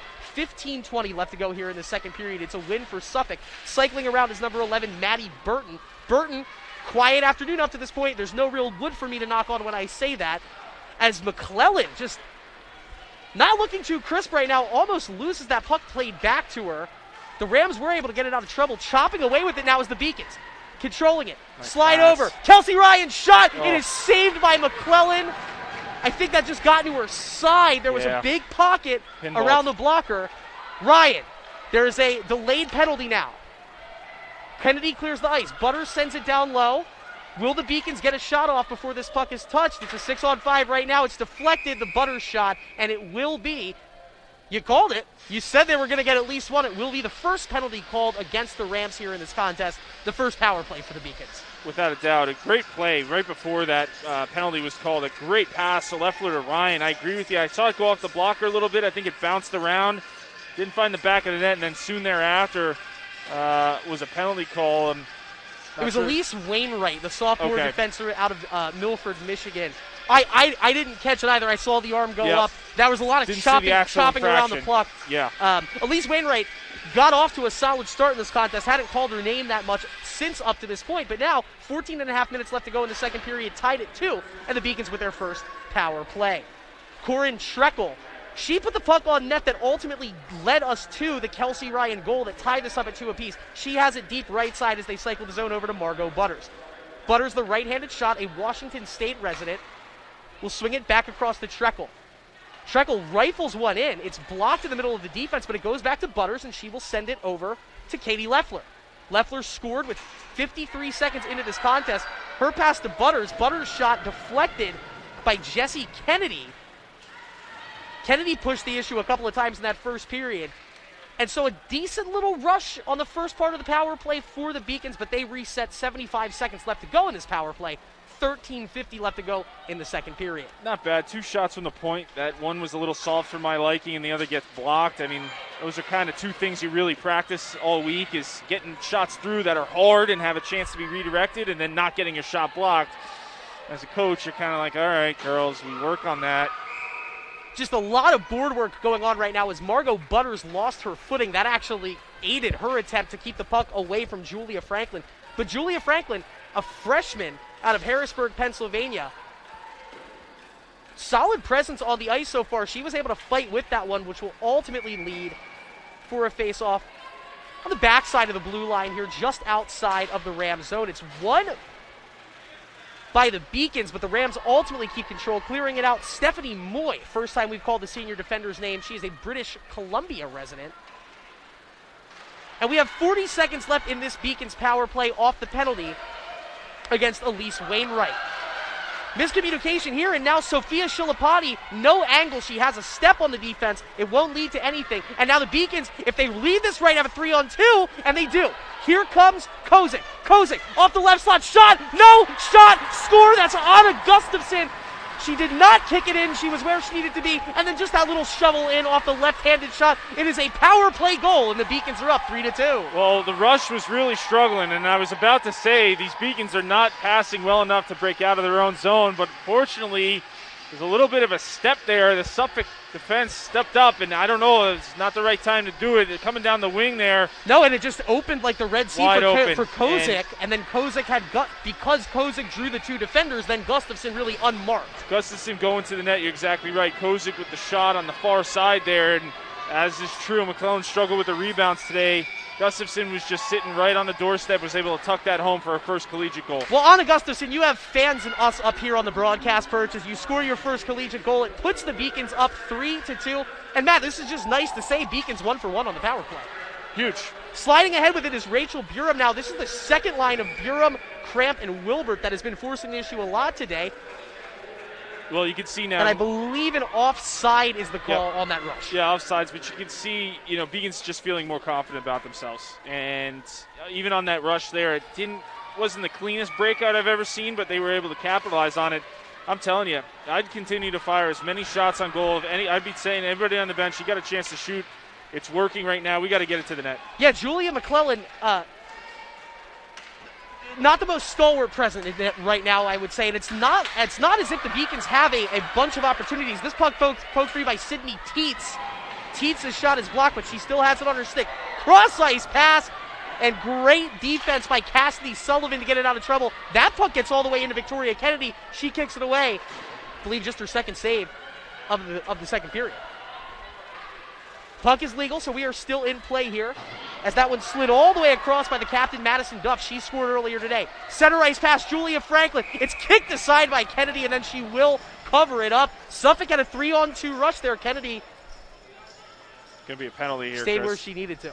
I think it's going to be on the Beacons. No, I saw that you had seen that on the backside of the play. I did not see the action. We will see. It looks to be number 20, Melina Maggio, heading to the bench. Yeah, she to the box. Just a slight hook, and the ref was right there. Yeah, that's one of those, especially on a scoring chance. Mm-hmm. They're going to have to call that. I think she probably gets away with it if it's not a scoring opportunity, but ref was standing right there. So chance for Suffolk to climb back into this hockey game. This has been a kind of a rough second period for the Rams. Melina Maggio, Margot Butters making up a defensive pairing. They are two true freshmen. 2 penalties apiece for those 2 true freshmen. Now, we're not harping on that at all. That's very a natural occurrence to have happen. And we're learning on the fly, right? We talked about in the pregame. So the penalty against Melina Maggio. Suffolk, their 6th power play of the afternoon. They are 1 of 5 on the power play. The Beacons 1 of 1. That one skips the zone, so a solid start to this PK for the Beacons. Kelsey Ryan, once again, just on the attack.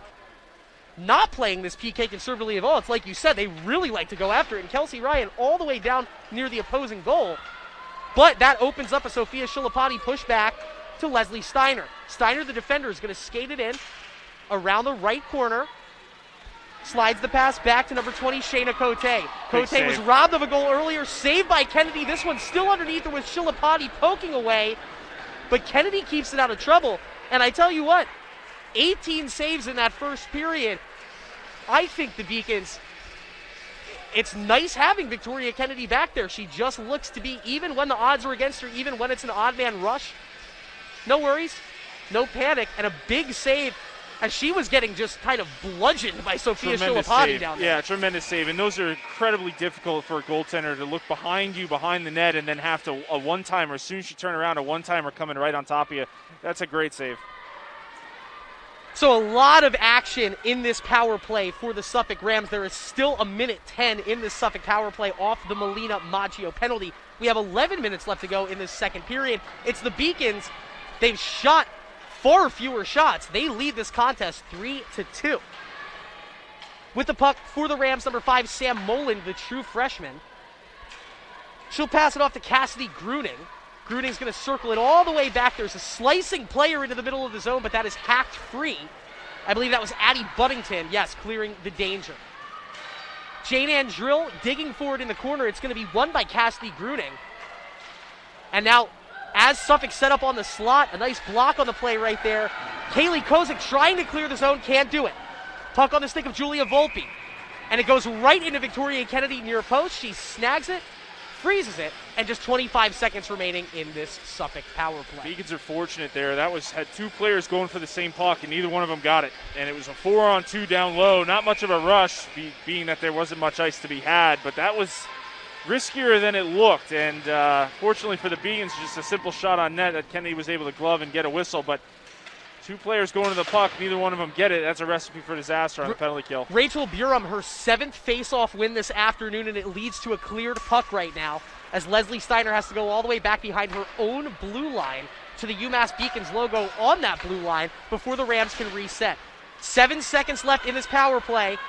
And an angled pass goes just through. Steiner's going to keep it in. 1 second left. Another power play killed off by the Beacons. That shot by the near post, saved by Kennedy off the stick of Cote.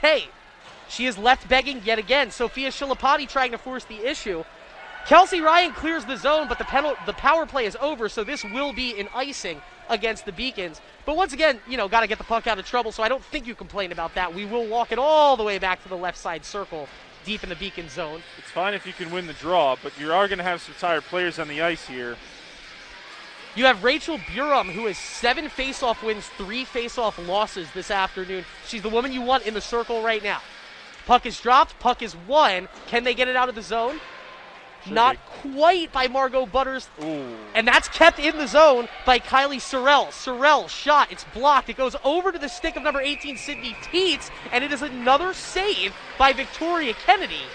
And Miss Kennedy is having one heck of an afternoon because for the first 5 minutes or so of this period, it was a sustained attack by the Beacons. Now it's a pretty even run of play, it seems like so far. They're asking a lot out of her, and once again, she's done what she's needed to do. She's holding it down there, but boy, a tough turnover there by Leffler. She can't make that pass unless she's 100% sure. That cross-icing pass could have easily been a scoring opportunity down the other way, and I think she knew it. 7 more saves for Victoria Kennedy. She's up to 25 now on the afternoon. The Beacons lead 3-2 with 9:16 left to go here in the second period. Kaylee Sorrells pushes the puck ahead to Sydney Teets. Teets winds, fires right-handed shot. It goes just high and wide of the top left corner. But now the Beacons, if they can control this puck, they have a rush, and they do. Hannah McDougall, left-handed shot on the body of McClellan. She makes the save, and the rebound not controlled by Riefler. Riefler Back to Addie Buddington, the defenseman. That puck is chipped up, and it gets almost lost in the rafters. It took a couple of funny hops around the structural work there. And that is the break the Suffolk Rams needed, as they were very much on their heels on that run of play right now. The Beacons got to be upset that didn't lead to a couple more looks on net in that rush. Another rebound by McClellan, and I hate to. It's one of those nights as a goaltender. So some nights the puck you're fighting it all night. It doesn't stick to you as it normally does. That was a shot to her chest, and there was still a rebound. Just something to take note of as this game progresses. No, it's awesome goalie insight. You can stop the puck, but that's not the only part. It's where does the puck go from there, and it's not obviously the best night controlling her own rebounds for Julia McClellan. Now the Beacons, Kelsey Ryan's going to wide scoop behind the net, looks to swing the pass back to Katie Leffler. Leffler couldn't control it. Haven't seen a lot out of Katie Leffler since that goal she scored very early in this contest, and now it's a 2-on-1 for Suffolk. Lefty shot, it's over the back of Kennedy. She makes another save off the shot of the freshman Julia Franklin. Julia Franklin, for a collegiate player playing in her second game, having one heck of a contest up to this point, the Harrisburg, Pennsylvania native. Really like the way Kennedy stood her ground there on that 2-on-1. There's a tendency as a smaller goaltender to want to back up because you want to play the pass and be there, cheat a little bit, cheat ahead of time. She stood her ground, made a great save on that 2-on-1. Victoria Kennedy, 26 saves now, 18 in the first period, 8 here in the second period, as one of the main reasons why the Beacons holding this lead 3-2 with 7:40 left in the second period. Beacons still with the puck. That one will get a little cheeky backhand, if you will, by Rachel Burham. It got all the way through to Julia McClellan. She is able to safely usher that one aside. Kaylee Kozik behind the net, looks in front. Burham fighting for it, and this one will stay with the Beacons as Butters keeps it in, right blue line. Shot all the way through, and that was a very nice save by McClellan. But I believe there was a delayed call, and the Beacons, if we saw this right, will be headed back to the power play. So the Beacons 1-for-1 on the power play this afternoon. Can they make it 2-for-1? I don't know. I don't know what the call is. We're gonna have to take a look. The Rams are confused. They're not sure. Coaches are looking over. Someone's going in. There's 4 on the ice. Cross check. Somebody's going in. They're calling it against Cassidy Gruning. She was out there on the ice. She was really only on the ice for about 15 seconds. She doesn't like the call, but the junior out of Tewksbury, Mass, she doesn't know what she did. We don't know what she did. Victoria Kennedy did, and so I saw her coming off the ice. That's why I knew the ref had his arm up. But we'll find out what the infraction was. 7:17 left to go here in the second period. The Beacons up 1 on their second power play. They're 1-for-1 on the power play tonight. Pass into the slot. It's controlled by Liz Cramp. She'll go back to Hannah McDougall. McDougall all the way up to Addie Buddington in the middle of the ice. Kaylee Kozik now. This is the second line on the power play and the second line on the PK, and that was a wobbler of a pass that goes over the stick of Buddington, and the Beacons are going to have to reset that look to start this power play. Not the best pass there. Nah, an unforced error. And you had pressure in zone. Now you got to break it back in, reset. It's going to cost you 20 seconds. Buddington not seeing, much in her way as she's able to take it behind the net. They will cycle it through. That one tried to get deflected on net by Cramp. It's reset by McDougall. She'll get it all the way over to Kaylee Kovic. Kovic now the right-handed shot. Looks across to Cramp. Cramp tries to pass to the middle. No. Buddington, shot on net. It's blocked. Puck out in front. Oh, and it just gets over McClellan. McClellan left another rebound out there. Once again, Beacons keep it in the zone. That shot skips through. Buddington stops. Gets her puck on the ice. It's still loose right in the middle of the zone. And once again, the Beacons are going to keep it in. Kovic shot, and it goes just wide with Liz Cramp in front of McClellan. Suffolk is tired. This is a power pressure. This is an offensive effort you would like to see. Gustafson spins it backwards. Cross-ice pass. McDougall to Kovic. Kovic spins. Shot. No. Left-handed shot. McClellan, is that one in? She keeps it out. How about that? It looked like Gustafson right in her kitchen, and McClellan was able to keep it out. Well, that was a great-looking run on offense there for the Beacons. Yeah, I'm confused how this didn't go in. The referee was right on top of it. And you know what? Did you see where it was when she got up? She maybe fell on top of it. We didn't have the right angle to see where that puck actually went, but it looks like maybe McConnell had fallen backwards on top of the puck. Nevertheless, well, I tell you what, this is a nice full barn that we have right now. There's enough fans in here where if that puck did get across, we would know. That's where the Beacons fans are right now, and so we would know. But 30 seconds left on this power play, and once again a face-off win. Hannah McDougall with the puck, that's Corin Treckel over to Margot Butters. Another reset here as that puck in the middle of the zone for Leffler. Can't do anything with it, but it'll stay in. Butters going to slap it underneath Katie Wilbert gives chase. She takes a big hit. Kelsey Ryan, though, has it right out in front of the left post. That shot goes high. Wilbert circles around. 3 seconds left, so the Rams 1 for 2 on their penalty kill efforts. Beacons 1 for 2 on their power play efforts. And it's a 5-on-5 hockey game again. Katie Loeffler. She scored 53 seconds into this contest. Circles, and that was a very nice save by Julia McClellan with some bodies in front. She will cover, and we will have a face-off in the near zone. So what did you think about that power play just then for the Beacons? It was listen, I thought the puck movement was great. They were getting plenty of scoring opportunities. I just thought maybe try to keep a few more on the ice, because there you had one that was a little elevated. McClellan was able to keep that rebound nice and tight. The ones on the ice are the ones she struggled with. So the only critique I have, maybe try a few more off the pads and see if you can get one to, nice fat juicy rebound in front again. Maybe bank it in, exactly. Yeah. Well, the Beacons have been doing a good job sustaining pressure and possession in their offensive zone right now. They still have it, even after this power play, working in deep, as that's Cassidy Sullivan, the senior, down there along the boards, just digging away for it. 10 sustained seconds of board work for Sullivan. She gets some help from her teammate Sydney Boyle, another freshman, and a penalty against the Rams. It happened right in front of the net. Yep. Matt sees it. It's a high stick. Sydney Boyle, she took that. She wore it well. And now the Beacons, their third power play of the day. 4:37 left in the period. Yeah, this is one you got to have here, because with 4:37 left, you're probably not going to see too many. I know we've seen a lot today, but I'm sure the referees have said, okay, we even things up after the first. Called 6 penalties now this way, 3 this way. That's plenty. Yeah. I think you're probably going to see a pretty clean third. So you're not going to get too many more opportunities if you're the Beacons. Beacons didn't win that faceoff, but they do win possession of the puck in the zone, and it's Kaylee Kovic. It's been a trend all period. Kozik with the puck, the top of the left slot. Circles it all the way across. They'll go to the middle of the net. It goes just wide on that pass. And really, that was just kind of a half-hearted slap at the puck by Liz Cramp. Keeps it into the zone. Suffolk asking for the penalty on that play. They don't get it. And now the Beacons have Kaylee Kozik with a head full of steam. The right-handed shot. She skates in. She'll take it behind the net. Looks for a centering pass. Will go all the way back out to Addie Buddington. Buddington back to Kozik. Beacons on their third. Can't have that. I mean, you just can't have that shot be blocked like that, Chris. No, they can't. They can't. That's.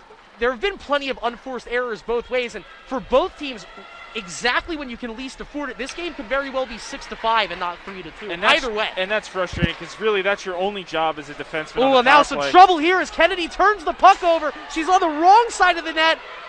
No penalty call. The Beacons might have gotten away with that one there. Yeah, that was a trick. And they get away with the Kennedy mistake.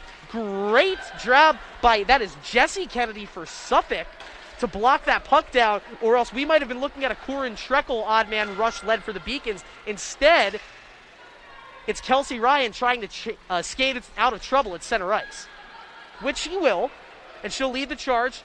Left-handed shot, skates in, surveys, will not pass, will circle it around. 20 seconds left in this power play as Leslie Steiner committed the high stick for Suffolk. It's their third penalty committed this afternoon. That pass will get over to Katie Wilbert. Wilbert, cross ice, behind the net.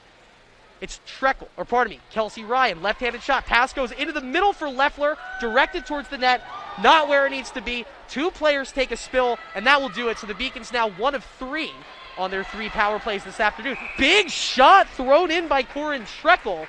And now Julia McClellan maybe has her land legs under her. That is 8 straight saves. She has now made 21 saves on 24 shots this afternoon. But you like to see the Beacons now generating this many shots this period. Well, it's been kind of the opposite of what we've seen in the first period. Was Beacons defending the entire time. I feel like Suffolk has been on the defensive side of the puck for most of this period. And like you mentioned, 8 saves in a row now for McClellan, and rebound control has been better than I saw earlier in the period. Yeah, just 3 saves in that first period for Julia McClellan, 18 already for the Beacons, which means that they have generated at the very least 20 shots on goal this second period. So you do love to see that. Another penalty, interference. And it's interference, and I believe that's going... That has to be against the Beacons, right, because of where they called the penalties. So I liked where your head was at, Matt, that, hey, we've kind of ran our course away from the penalties. Nope. Not quite. Might continue all game. I could be dead wrong. 7th penalty against the Beacons. Now, they're winning this game. They have gotten their momentum back in this game. you can't ignore 7 penalties. This is a big moment in the hockey game because you have a Suffolk team that's just crying out for some offense and looking to tie this thing up late in a period that the Beacons have dominated. Obviously, the Beacons, if they can kill off this penalty, they're going to take a 3-2 lead going into the third period. This is a big moment. We see Shayna Cote on the power play unit for Suffolk right now, but still no Maddie Burton. I don't know if something happened to Maddie Burton. That is the team's 11 goals for 22-point scorer last season. Basically absent. Yeah. It's a great call out. And I don't know what could have possibly happened. It's not like there is a book made against her. Maybe they do. Maybe they do have their situational play ready to stop Maddie Burton. But Shayna Cote has been kind of quiet this period. But now it's a 3-on-2 rush led by Leslie Steiner, who has been quite the player forcing the issue from the defensive back line for Suffolk. And sorry about that, but yeah, it's just surprising that Maddie Burton, she hasn't been out on the ice. It could be an equipment issue. You never quite know if she's dealing with some sort of injury, but we'll have to keep an eye out, see if 11 makes an appearance. Steiner gets that one in through the traffic, and once again, Victoria Kennedy calmly sticks the glove out. We'll grab it. And there she is now coming over the bench. So my guess there is probably trying to keep Cote and Burton on 2 separate power plays. That way the Beacons can't front load. They've got to respect both units. Does that lead to putting them on the ice together if they need to generate a rush towards the end of the contest? Is that why you do it? Yeah, absolutely. Third period, you'll see that for sure. So we are in the final minute of play here in the second period. There is 47 seconds left in Suffolk's power play. The Beacons committed 7 penalties so far. They have killed off 5 of the 6 other penalties called against them. But this is a great pass, and a shot goes just wide by Maddie Burton. Last time I call out a player that can score a goal at any second, I'd like to think, as the assistant captain has the puck on her stick. She'll spin around another right-handed shot, saved by Kennedy. And so Victoria Kennedy still answering the bell. The Beacons clear the puck. Just 19 seconds left to go in this power play and 30 seconds left now in the period. Turnover in front of the net. And Cramp doesn't know where it is. That's Liz Cramp pushing the issue. I tell you, Liz Cramp, not just at even strength, but on the PK, her and Kelsey Ryan looking very good. Well, yeah, the turnover, Cramp being in the right place, but what a play by Dawkins to get a stick on that and deflect that away from the net. Because that was a great A right on the goaltender's doorstep. And if you're Coach Wassilk, you have to be happy that Peyton Dawkins is on your hockey team this afternoon. We've said her name a bunch today. 23 minutes left in the period. Just 5 seconds left. Oh, I said minutes. 20 seconds left in this period. 5 seconds left in this power play. It'll be gloved by McClellan. So the Beacons kill it off. They have now killed off 6 of the 7 penalties called against them. Just 1 of 7 for Suffolk on the power play. It's Madison Duff. She scored the second goal of the afternoon for Suffolk. She runs it up. Puck will go into the corner. Drill covers it up. And the Beacons, after getting off just 3 shots in the first period, muster 26 shots on goal in the second period, and now lead by 1, 3-2. And you could see the energy coming out for the second period. It was a different vibe on the bench. It might have been some nerves. I'm going to chalk it up to nerves perhaps in that first period. They just did not look like themselves. And now in the second period, a completely different team. Plenty of scoring opportunities. They really tested McClellan. They were able to find a way to get a lead. What a complete 180 from that first period. Get a lead now going into the third period. It'd be interesting to see. So we've seen 1 period for the Rams, clearly. I don't think anyone can argue that. And then 1 period clearly for the Beacons. So we're in for a toss of up a third here. It's anybody's contest, and it's a lovely game to get your feet under you to start the season because there's not one narrative to control this game by. If you take the first period and the second period, it's 2 totally separate hockey contests. You know that they're not going into the locker room with any expectations. It's not like UMass Boston is going in there saying, hey, this is ours. It's not like Suffolk is going in there saying, hey, no, it's ours. Neither team thinks the other team's out of the woods. So we got ourselves a barn burner, I think. We got to tilt.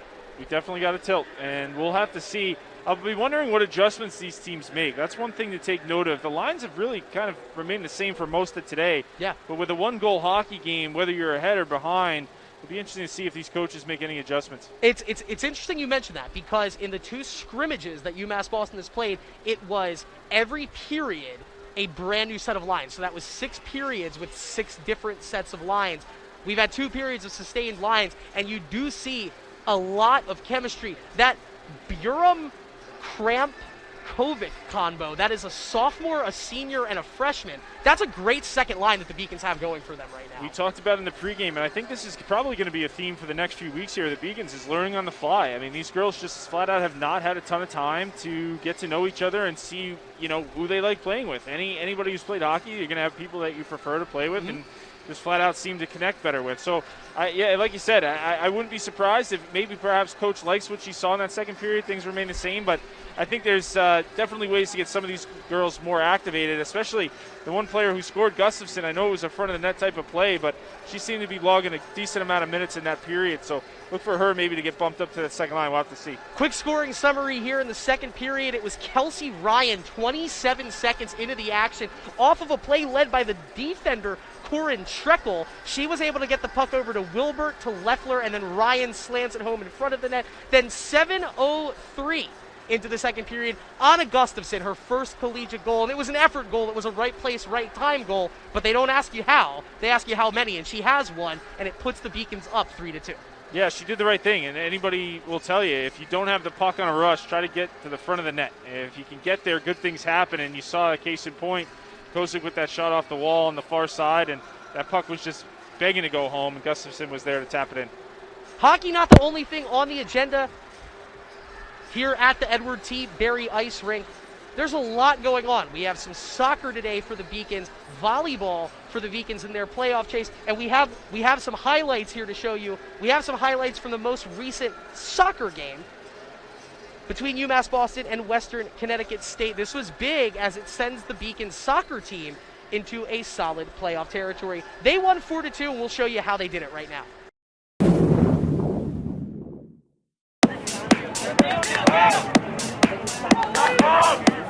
Down the side now, loose in the box.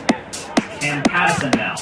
Inside and a sliding stop that is being essentially being fed back to Daniel Gergo. And Paul pops that up. He shouldered across to the far side and using this to go well. Oh, and they do go deep into the box. It's the far side. Oh, now that header broken up by Texera. And the first. The Westcon's going to keep it in here. They want another. Oh, beautiful back-footed pass. This could be trouble. Oh, and a gorgeous sub by Alashkar. That's in the back of the net. It's Kent Anarino on the rebound. And Westcon draws Anarino. And he took a hit there. He's still down. He just got it now. Shot comes right into Westcon. The lob is Foxworth. And Alashkar snatches that. High contact plays here. Clicking on the box here and saw this one in the header.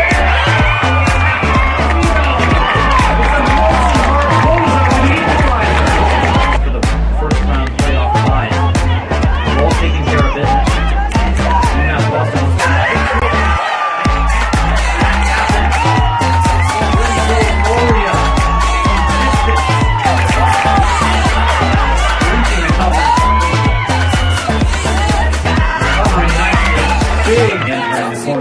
Andrade in open space.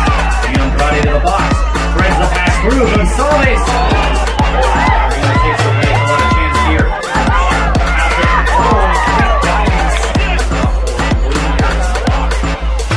Carroll in the middle. There's the equalizer.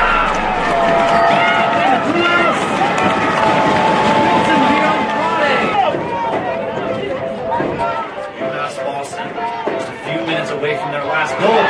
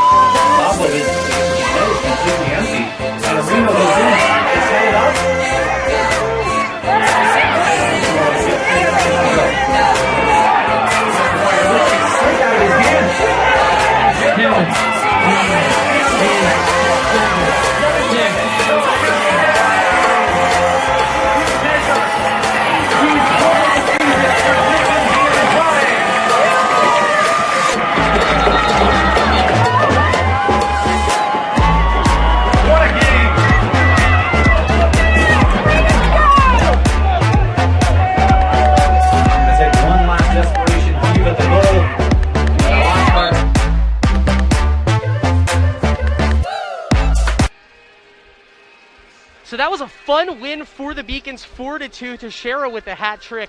Awesome stuff. Now we're back here high atop the Edward T. Berry Ice Rink, and we have a rip-roaring third period in front of us. We still have about 9 minutes before we get into that. So while we're waiting for that to start, let's take a look at the out-of-town scoreboard, some of the other action going on around the NEHC. Out in southern Maine, it's Endicott College leading USM 2-1 through the second period. Then we're going to upstate New York, where Elmira College leads Utica 1-0. That game just through one period right now.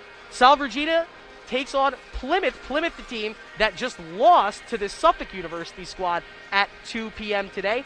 William Smith going on to SUNY Potsdam, way up there near the Canadian border in upstate New York. That game at 3 o'clock. Also at 3 o'clock, Riviere at Castleton. And then tonight, a little night action in Rhode Island as Curry College goes up against Johnson and Wales, and that puck will drop at 7.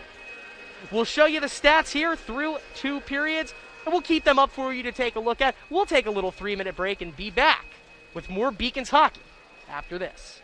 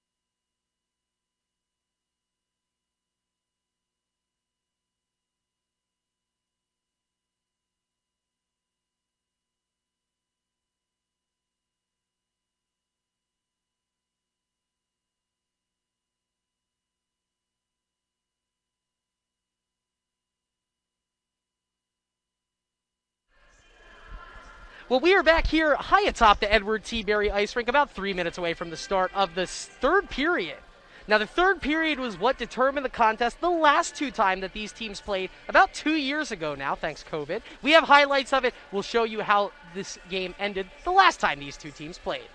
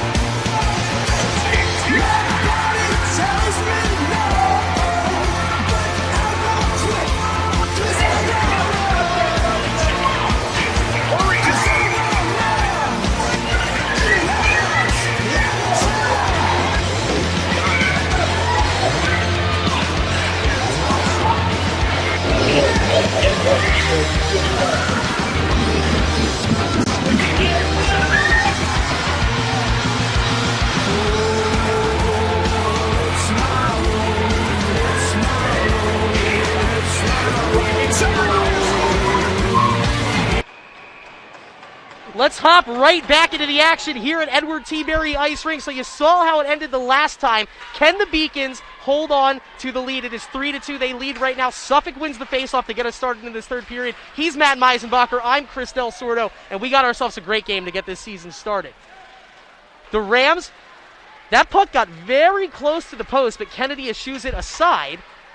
And now the Beacons skating it through the neutral ice. They can't control it. Instead, it's Madison Duff, one of the two goal scorers for the Rams this afternoon, leading the offensive charge for Suffolk. Sophia Shilapati, the other goal scorer, gets that puck taken away from her. She's depossessed. And spinning around with it is Corinne Treckel.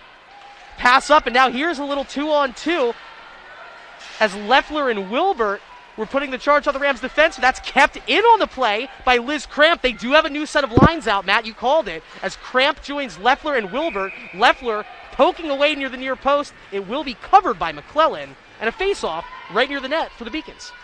Yeah, it was somewhat predictable. It's kind of a typical coaching tactic to take the players you like what they're doing and maybe move them up, and players who you don't really like what they're doing, maybe bump them down a little bit. Well, so Liz Cramp, I think she just must be checking all the boxes because she now stayed out through this line change, and that's her original line of Burum and Kovic. And well, this freshman, we were told to look out for her, and she's been quite a sight to see. Third period, everything seems to change, so we'll have to keep an eye if that remains the same or if there's further adjustments to come. It's the aforementioned Cramp fighting for it now along the boards, depossessed. Suffolk has control of it, but a turnover. Burum, center ice, she gets the puck taken away from her and nothing doing on that little rush attempt. Drill's going to skate it up, snap a shot that goes just wide of McClellan and the net. Kozik is there, but she can't control it. And here comes Julia Franklin, the impressive-looking true freshman for the Rams, going the other way. Right-handed shot, doesn't get on net, taken away by Liz Cramp. Cramp makes a player miss. No numbers, but she's going to take on the two defenders, and that one kind of got through McClellan a bit funky. It bounces off the backboards. Melina Maggio took a big hit on that play. She's able to get the puck ahead, and Anna Gustafson keeps it in for the Beacons. Here's Gabby Schatz. Haven't called her name in the second period. But Gustafson fighting with it along with Allie Riefler. And those two going to work, trying to keep the puck behind the net. Suffolk, though, with it, and that will go all the way across the ice. We will giving chase with it was Shilapati, but it will be icing, and the puck will go all the way back. Well, that was a rather discombobulated first 2 minutes and 20 seconds of this third period. We got some new line combinations out, and you got to think a different point of emphasis for each team as UMass trying to hold on to this one-goal lead in Suffolk. At some point, going to have to muster up some desperation. Yeah, and this is the goaltender speaking, but you like to take it, especially if you have the lead in the third period, in 5-minute increments. And you just try to break it down into groups of 4 and say, okay, if I can survive with the lead for this 5, I've done my job, and I'll move on to the next. Gosh, that sounds like basically any time you're at the last period of a school day and you just look up at the clock and it goes, we get through this 5, we only got 5 more after that. Same feeling. Exactly what it sounds like. That shot goes high off the stick of Leslie Steiner. She's had a nice night on the defensive side of the puck for Suffolk. Also called her name a couple of times, pushing the tempo on offense. Good stick. Gruning had the puck. Cassidy Gruning. It was poked away at the last second by Allie Riefler. Suffolk is able to keep it in zone, though. I think that was Trachel with the good stick on defense. Oh, pardon me. Corinne Schreckel, 27, with the good stick. Riefler was then able to get the puck back towards the blue line, but Suffolk, their best sustained run of play now, as we're 3 minutes and 10 seconds into this third period. And how about that? Puck down the shirt. The puck goes all the way in to the uniform of Corinne Schreckel, and you'll take the stoppage and play. No harm, no foul, and it's a nice opportunity to get the lines changed. You don't see that one too often. Beacons were a little bit back on their heels for that last minute and a half of play, and now with the face-off deep in their zone, can they muster up the same defensive pressure? Well, that helps as Kelsey Ryan has a step, goes across ice, and a great recovery by Stephanie Moy to get that puck out of trouble. Jane Ann Drill keeps it in. Left corner, it's poked free by Peyton Dacus. You expect a player like Dacus, especially with the game that she's having today, to take care of it there. And right now, the puck kind of hanging around neutral ice. It hasn't been possessed when it's gotten deep into either zone. Skating in is Stephanie Moy, the defenseman. Jane Ann Drill loses her stick. Moy over top of the puck, Drill trying to kick for it, and finally the referees will blow the whistle and blow that play dead. So the score right now is 3-2. The Beacons lead the Rams, 16:08 left to go. This is how we got there. Katie Leffler got the scoring started 53 seconds into the contest. It was then 2 goals for Suffolk in the first period. Sophia Shilapati and Madison Duff. 2 Beacons goals in the second period, Kelsey Ryan, and then the freshman Anna Gustafson putting the Beacons in front, and that's how we got to 3-2. That a dangerous pass. It got across the face of the goal, out of trouble, and now picked up by Kaylee Kozik. Kozik, the sophomore out of Wexford, Pennsylvania, played for the Junior Flyers. So as the Philadelphian that I am, I will always give shout out to our great junior program, and she's had a fun afternoon herself in her second year playing for the Beacons. They have many good programs down there. They're all Flyers, Junior Flyers, Litter Flyers. There's a Flyers-Quakers combo team. We have it all down there. Obviously, it doesn't hold a candle to the hockey that you guys are used to. So, me personally, I like being up here. It's like being in the Midwest. It's just a different accent. Sure, that's correct. And I'll tell you what, a lot of Philadelphia area players for both the men's and women's team that have made their way up to UMass Boston over the past decade. So the sport continues to grow. Johnny Goudreau, probably the best, best Philadelphia area player that we have in the pros right now. They have a little bit of talent. So anyway, I will get off my Philadelphia tip. But and he wasn't a Beacon, so. He was not he was an Eagle. He beat Boston. Oh, that's right. Wow. I stumbled on that one, if I can be honest with you. Yeah. So there's that. I'm sure that I will have the opportunity to do more Philadelphia area education for you guys over the course of the year. I think that's all we need right now. Face-off is going to be back deep in the Beacon zone after that icing. So maybe some tired legs out there on the ice for this Beacon's defensive unit as Vanessa Stewart steps in to go up against, I believe, Anna Gustafson on the face-off. And it was too early, so we will wind it back and do it again. I'd like to see her get a little more aggressive. She's got such a height advantage and such a reach advantage on these draws. Just really bang in there and win this thing back. Let's see.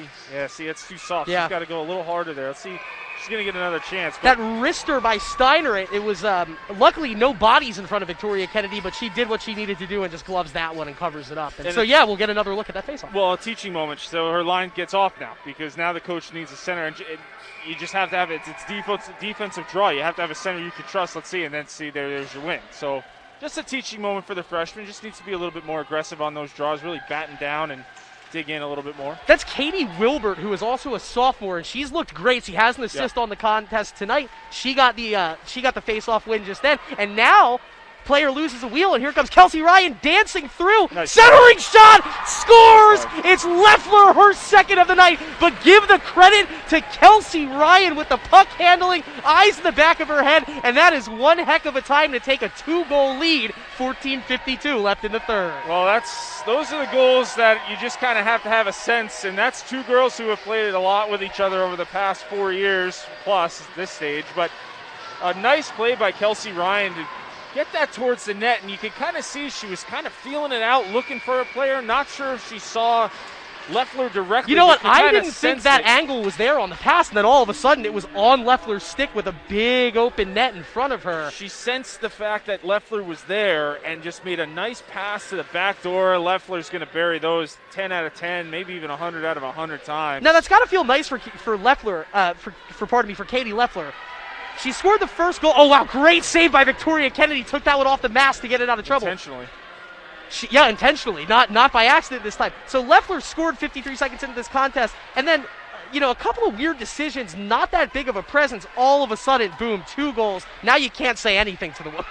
Well, and that's kind of what you expect if you're Coach Blanchard from two of your senior forwards there. Yeah. Is, when we need you most, you're going to be there, and sure enough, that's a huge goal. So now Beacon's up 2. You've got 14 left to play. Still plenty of time. Exactly what you see that one. That's going to be Addie Buddington.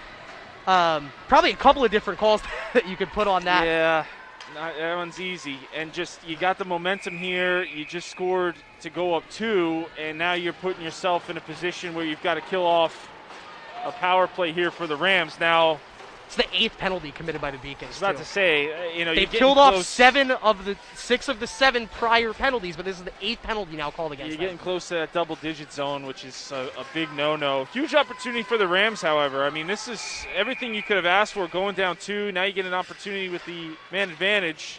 Face-off won by Kozik. Beacons can't clear the zone, though, so it kind of counts as a win for the Rams in that regard. And now it's Julia Volpe, one of the assistant captains, cycling as the Rams start their power play.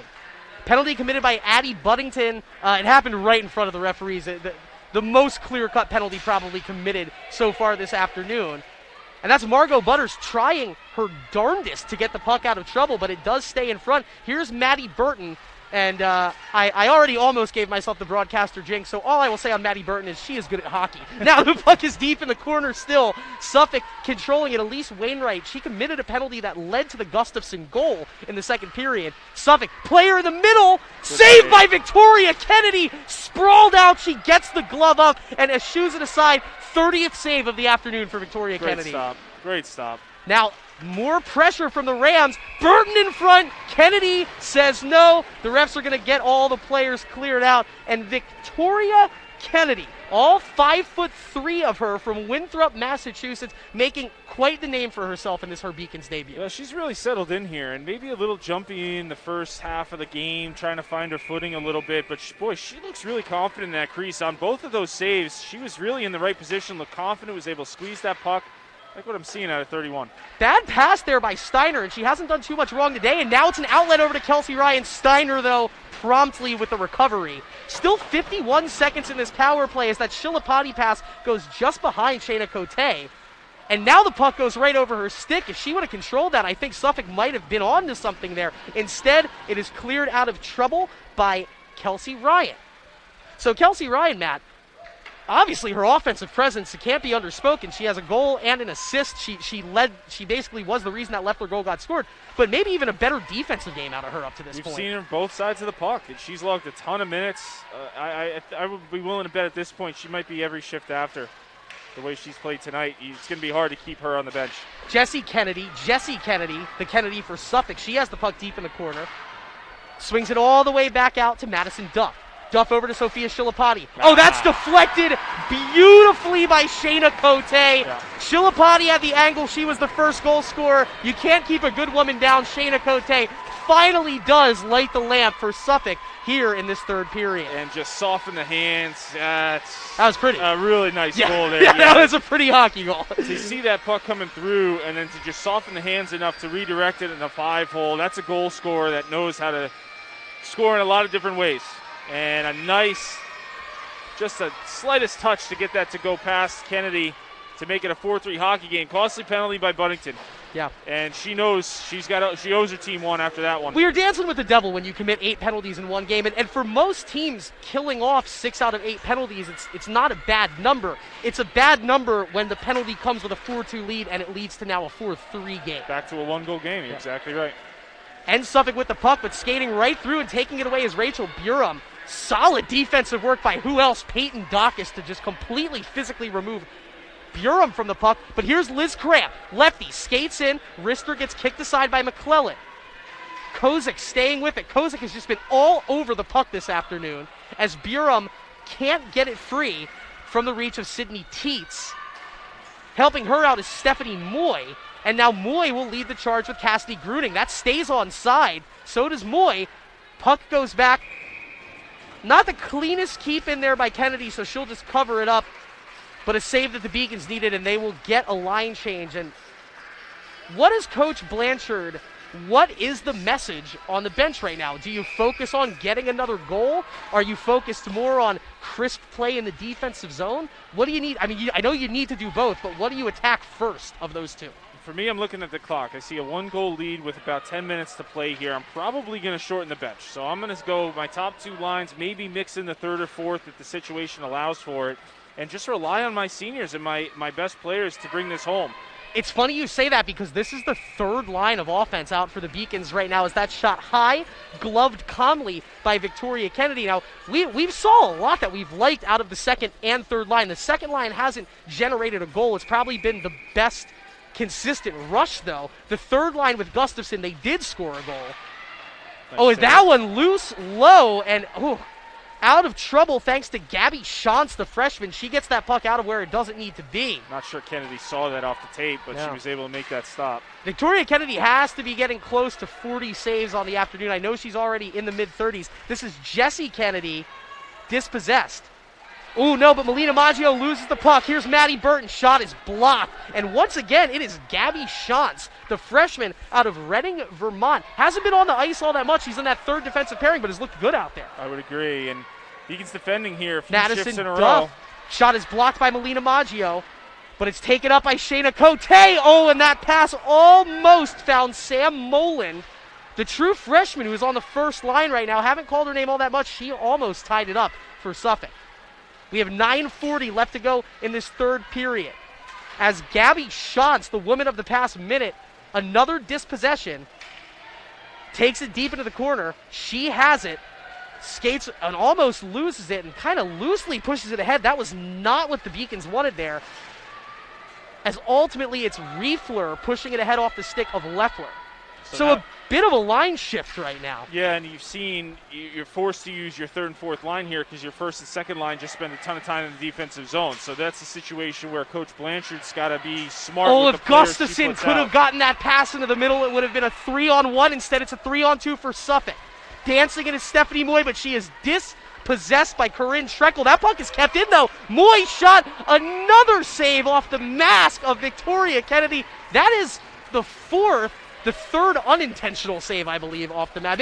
Maybe it was. Who am I to say? You would be the one to speak on that. But once again, they don't ask how you do it. They just ask, did you keep the puck out? And she did again. Yeah, and when you're 5'3", you've got to use that party. I mean, the way the helmets are made today, it's really not that risky. It's still pretty uncomfortable to have to make saves that way, but at 5'3", if it's up by your head, you got to find a way. Maybe a little soccer, probably a soccer player that's used to doing that type of stuff, if I had to guess. Now, how about this, Matt? 52 shots for Suffolk, 41 on goal, 38 saves by Victoria Kennedy. That's a busy night. It's been a back and forth action. Suffolk with the more sustained offensive rush. They have it here, and they capitalize here, and that is Vanessa Stewart. I only said her name a couple of times. She is a sophomore out of Quebec, and she ties this game at 4-4 after. It was a rip. It was an absolute snipe. She had her look. She walked into it, but they had numbers for basically 3 rushes. They had numbers, and they capitalized. And gave way too much ice. I mean, any player, especially with a shot like that, but any player that's allowed to just walk right off your blue line and take a shot on goal like that is really just inexcusable. I mean, Beacon's got to be tougher to play against than that. And you can't put that one on the goaltender. That's under the bar, and a player coming in full stride. Like you mentioned, hadn't said her name too much tonight, but Vanessa Stewart ties this game up at 4. So it's tied at 4 apiece. That's Vanessa Stewart from Saint-Lazare, Quebec, Canada, tying this game at 4. McClellan, another uncomfortable look there as she stops it with a blocker, but then really has to fight to just get the pass off to Peyton Dacus. So the score is 4-4. There is 8 minutes and 10 seconds left in this, our season opener for the Beacons. We mentioned Suffolk won last night 5-2 against conference rival Plymouth State. So Suffolk getting their season started with 2 conference opponents wide open in front of the net. Oh my goodness, Julia McClellan, the save of a century, and she is able to get her left hand over the puck. That would have been the Leffler hat trick. Instead, it is McClellan's biggest save of the afternoon. Oh, without question. And she just went full aggressive on her. I think it actually surprised Leffler how aggressive the goaltender was being. My guess, I think Leffler was either trying to go up under the bar or maybe pull that to the backhand, go around the goaltender, but McClellan came out so fast and so aggressive, there was nowhere to go. Leffler was taking her time. It looked like she wanted to pick a spot rather than just make McClellan lose the puck. Save. Yeah. It's a great stop, and just when her team needed it. Another stop, actually, for McClellan. She has made 26 saves this afternoon on 30 shots on goal. So 30 shots on goal for the Beacons. We're still tied at 4. Here's Shayna Cote. Can't get the pass in the middle. Margot Butters, great defense out of the freshman right there. And now it's Rachel Burum. Let's see if she can get around the defense here. But still, wow, a 2-on-1 that the freshman was able to step up and stop. Referee takes a spill. And that might open up a lane for Cote. The pass goes wide. That looked to be a 2-line pass. I guess it was not. A head from blue line to blue line. So my apologies, and we will stay in play here as swooping away with the puck is Peyton Dacus. She's had a great afternoon. She charges ahead, chips it over. It's taken away by Addie Buddington. Buddington probably the most costly penalty committed in this game. That led to the Shayna Cote goal that made it 4-3. So she's trying to right some prior wrongs. 6:50 left in the contest. UMass Boston 4, Suffolk 4. Allie Riefler, the true freshman out of Binghamton, New York, heads into the corner to try and take the puck away from the Rams as it skates into the middle of the offensive zone. Here's Anna Gustafson.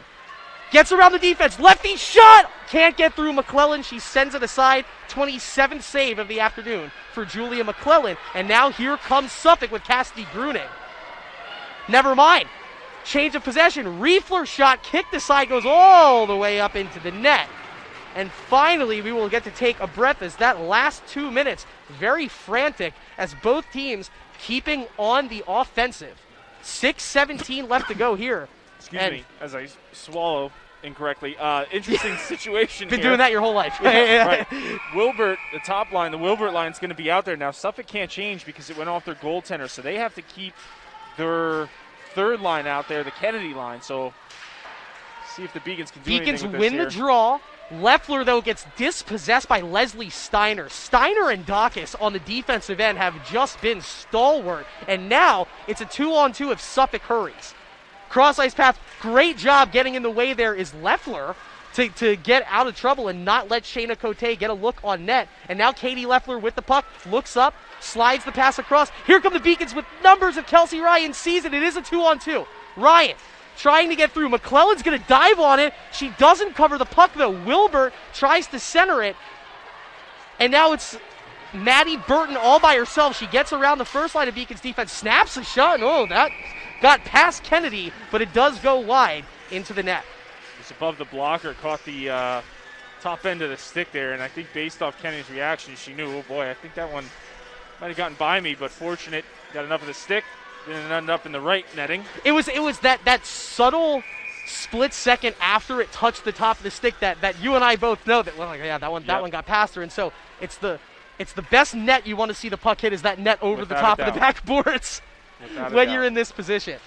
It is 4-4. Matt, we have had one fun hockey game in front of us now. It can go either way as the Beacons just trying to get it out of their zone here. Yeah. So you failed that 5-minute test from 15 to 10. I think you passed the 5-minute test from 10 to 5. Well, I might have said that too early, but it looks like the Beacons are able to clear the puck out of trouble, and now here comes Kaylee Kozik. 2-on-1. Kozik off the right hand, can't get the centering pass to find her target. That was Rachel Burum in the middle, and now it's a 2-on-2 going back the other way. Natasha Savage, and that's offsides. That is giant.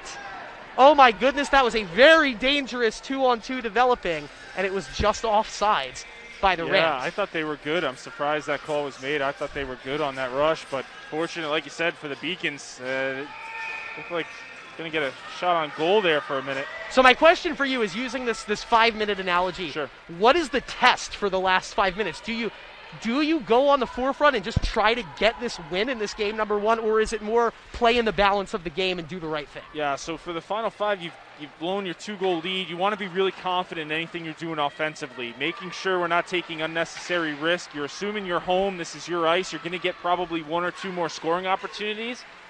Well, there's one right there as Katie Leffler got it in a juicy spot on the slot, but McClellan does cover it up. And I think McClellan, it might be safe to say that she has got her land legs under her a little bit more. Yes, right rebounds have definitely, on both goaltenders, have looked better. But here's an opportunity, and you've got your first line out there. You know, you're only probably going to get 1, maybe 2, most 3 more opportunities in the offensive zone, given the way this game has gone. You lose the draw, and that's coming down back your other end, so you got to defend. Yeah, the Beacons were able to get those numbers up in the second period off face-off wins, but it's definitely gone back to the Rams in the third period, and now that's a not accurate pass. It's picked off by Katie Leffler. She doesn't really have any help, so she'll spin it. Oh, goes between the legs there. A little nifty stick handling. Was trying to work it back to Katie Wilbert. That would have been an absolutely beautiful play, but here's Leffler in front of the net. Can't get the pass out to Buddington. That's a bad turnover, and it's really bad because there's a 3-on-2. Poked free off the stick of Julia Franklin, and great positioning by Liz Cramp. Now, what is she going to do? Going to go right through the defensive front in number 77, Madison Ricardo. Hey, I like Liz Cramp's game. There's no call. You'll take it. Good no call on both sides. Yeah. I was thinking maybe she would have gotten a little crafty with it. Instead, no. All 5 feet of Liz Cramp goes right into the body of Madison Ricardo. And this puck still just scooting around center ice. Great keep there in the zone, though, by Cassidy Gruning. And she still has it as she spins past Margot Butters. Gruning all the way to the corner, looking for a centering pass. Going to slide it back out. Gets it underneath the net again. Righty looking for the wraparound, blocked away by Victoria Kennedy. Her 40th save of the contest with 3 minutes left to go. And once again, here's Liz Cramp. Not as much wind behind her sails as you can tell. Not the same first step. She comes off. I'm not sure if Liz Cramp is hurt or that was just a one-player change. But coming on is Jane Ann Drill, and now we'll have a wholesale line change. Kozik, though, because of that change, is going to get a shot. No, she will not. Not the cleanest look. It bangs off the backboards. End of the shift. I think you caught him in between shifts there because it looks like we've got the third line out there, the Gustafson line. Here comes Allie Riefler going to complete that. So it is the third line, the first line on defense, though, with Buddington and Drill. Cote working around Buddington. Slides that across the face of the goal. Nothing doing, but Shilapati holds it. Looks back to Gustafson. Gustafson, maybe a timid clear. Great block, though, by Anna Gustafson. Still kept in by Shayna Cote. Finally, Jane Ann Drill gets it out of the zone. Across the line. Here comes Gustafson. Looks ahead for Allie Riefler. Riefler trying to get around the defense. Nice job there by Peyton Dacus. Of course it's a nice job by Peyton Dacus, keeping that puck out of the shooting area of Allie Riefler. Wilbert applying the pressure. Corinne Schreckel will poke it free, and now it's Wilbert chasing after the puck deep in the Ram zone. She takes a spill, but that actually is going to upend the Suffolk player. And how about this? Kaylee Wilbert turns around. They might have had a chance to re-win possession, and they do at the top of the slot with 1:40 left to go. You can see these players are tired. Yeah, I was just about to say it is a dogged pace this whole game, and now both of these players, all of these players, looking a bit dogged, if you will. We have 1:29 left. That is 89 seconds. I'd like to avoid a whistle there. Butters got kind of turned around, and now you force your goaltender to have to cover that puck. If I'm sucking, Suffolk might take a timeout here and draw something up. You got 1:30 left. This might be your last in-zone draw you get. They're going to run with it. I'd probably call a timeout. 89 seconds, so let's see what the approach is for both teams here as we are headed towards the end of regulation. Drill going to go all the way across the backboards, but it goes right to Maddie Burton. Burton slaps at it, sends a chipped puck towards the net. Another spill for Murray, and it took him a second to get back up this time. No, the puck shoveled in front. It was either number 9 or number 24, and it was Kennedy, Jessie Kennedy. She scored 2 goals the last season of play, but she had 10 points. Just a quick She's play. been right where she needed to be when they needed her to, and she, the native of the Oneida Nation in Ontario, Canada, she lights the lamp and puts Suffolk back in front 5-4. Yeah, just a quick play behind the net to the front, and Jessie Kennedy was right there waiting, just banged it home 5-hole on the goaltender, Victoria Kennedy. So now you're really up against it. 1:09 left to play, and you got to take your goaltender as soon as you can here. So they once again another lost draw for the Beacons. So whenever that first opportunity comes, you would assume Victoria Kennedy will be heading out. They open the boards. Here comes Kelsey Ryan skating up. Ryan against Steiner. Sends it into the middle of the net. Diving attempt by Wilbert. That one actually got to a pretty dangerous area. Margot Butters is going to be the extra player on the ice. Got to attack here, ladies. You don't have enough time. She controls it. Matt asks for the attack. Kozik does get it across the blue line to Leffler. That might be an icing. Let's see. It's headed back. Nope. No, they do. Save. That would have been huge. Cote passes it to the middle. A great block on the play, and I believe it was 26, Kelsey Ryan. Down on the ice is Wilbert. Oh, and another save. Ryan kicks it away. The Beacons doing everything to just try and get themselves a look. Another shot on net by Duff goes wide, but the Beacons can't get it past the Rams. It's played out of the zone by Suffolk, so with 8 seconds left, it will be an offside call. What plays do you have? Well, it starts with winning the draw, but what plays do you have with 8 seconds left? So what would you do? Yeah, I like to keep a player almost near my bench, and as soon as it draws, shoot him. Just try to hit him on a stretch pass. That's really all you have with 8 seconds. I don't know what they're going to run Anna Gustafson, the tallest. They don't have enough. Well, I don't know why you put your goalie back. You got 8 seconds. Doesn't matter if they score. I'd take the extra player. Well, let's see what happens as Anna Gustafson does win the draw. Sends it back to Jane Ann Drill. Drill will put it on Julia McClellan. I think that was the best thing you could do there. The clock will strike 0, and it is a fun first contest in the coaching career of Danielle Blanchard, but she will fall in her collegiate debut. Suffolk moves to 2-0 on the season. They beat your UMass Boston Beacons 5-4. Well, I'll tell you what, very disappointing if you're the Beacons, but very encouraging if you're the Rams. Yeah. And just to come back to go down in the third period, to go down by 2 and then end up winning it 5-4 in regulation, that's very impressive. Not sure. Fun little moment right here. So we're not doing the handshakes. I believe that is a COVID protocol. Yeah. And so instead it is a wave at the blue line. And you can see, look, it was such a great fight by these ladies. You can see across the blue line looking at the Beacons team, a lot of disheartened faces because they gave it their all for all 60 minutes, but those last 12, not the same energy. There was a lot of ice time across the board, as you said, but they definitely lost a step, and you saw it was a sustained, mounted build back for Suffolk, and they capitalized in that third period. Well, in the last 2 goals, the tying goal and the game-winning goal were both very similar. They were one-timers from behind the net, out in front, just a quick shot on goal that beat the goaltender. Can't really fault Kennedy. I thought she played well, was very busy tonight. Just couldn't come away with that last save, and unfortunately for the Beacons, just was not enough left in that third period. They were trying to hold on, it seemed, a little bit, like you said.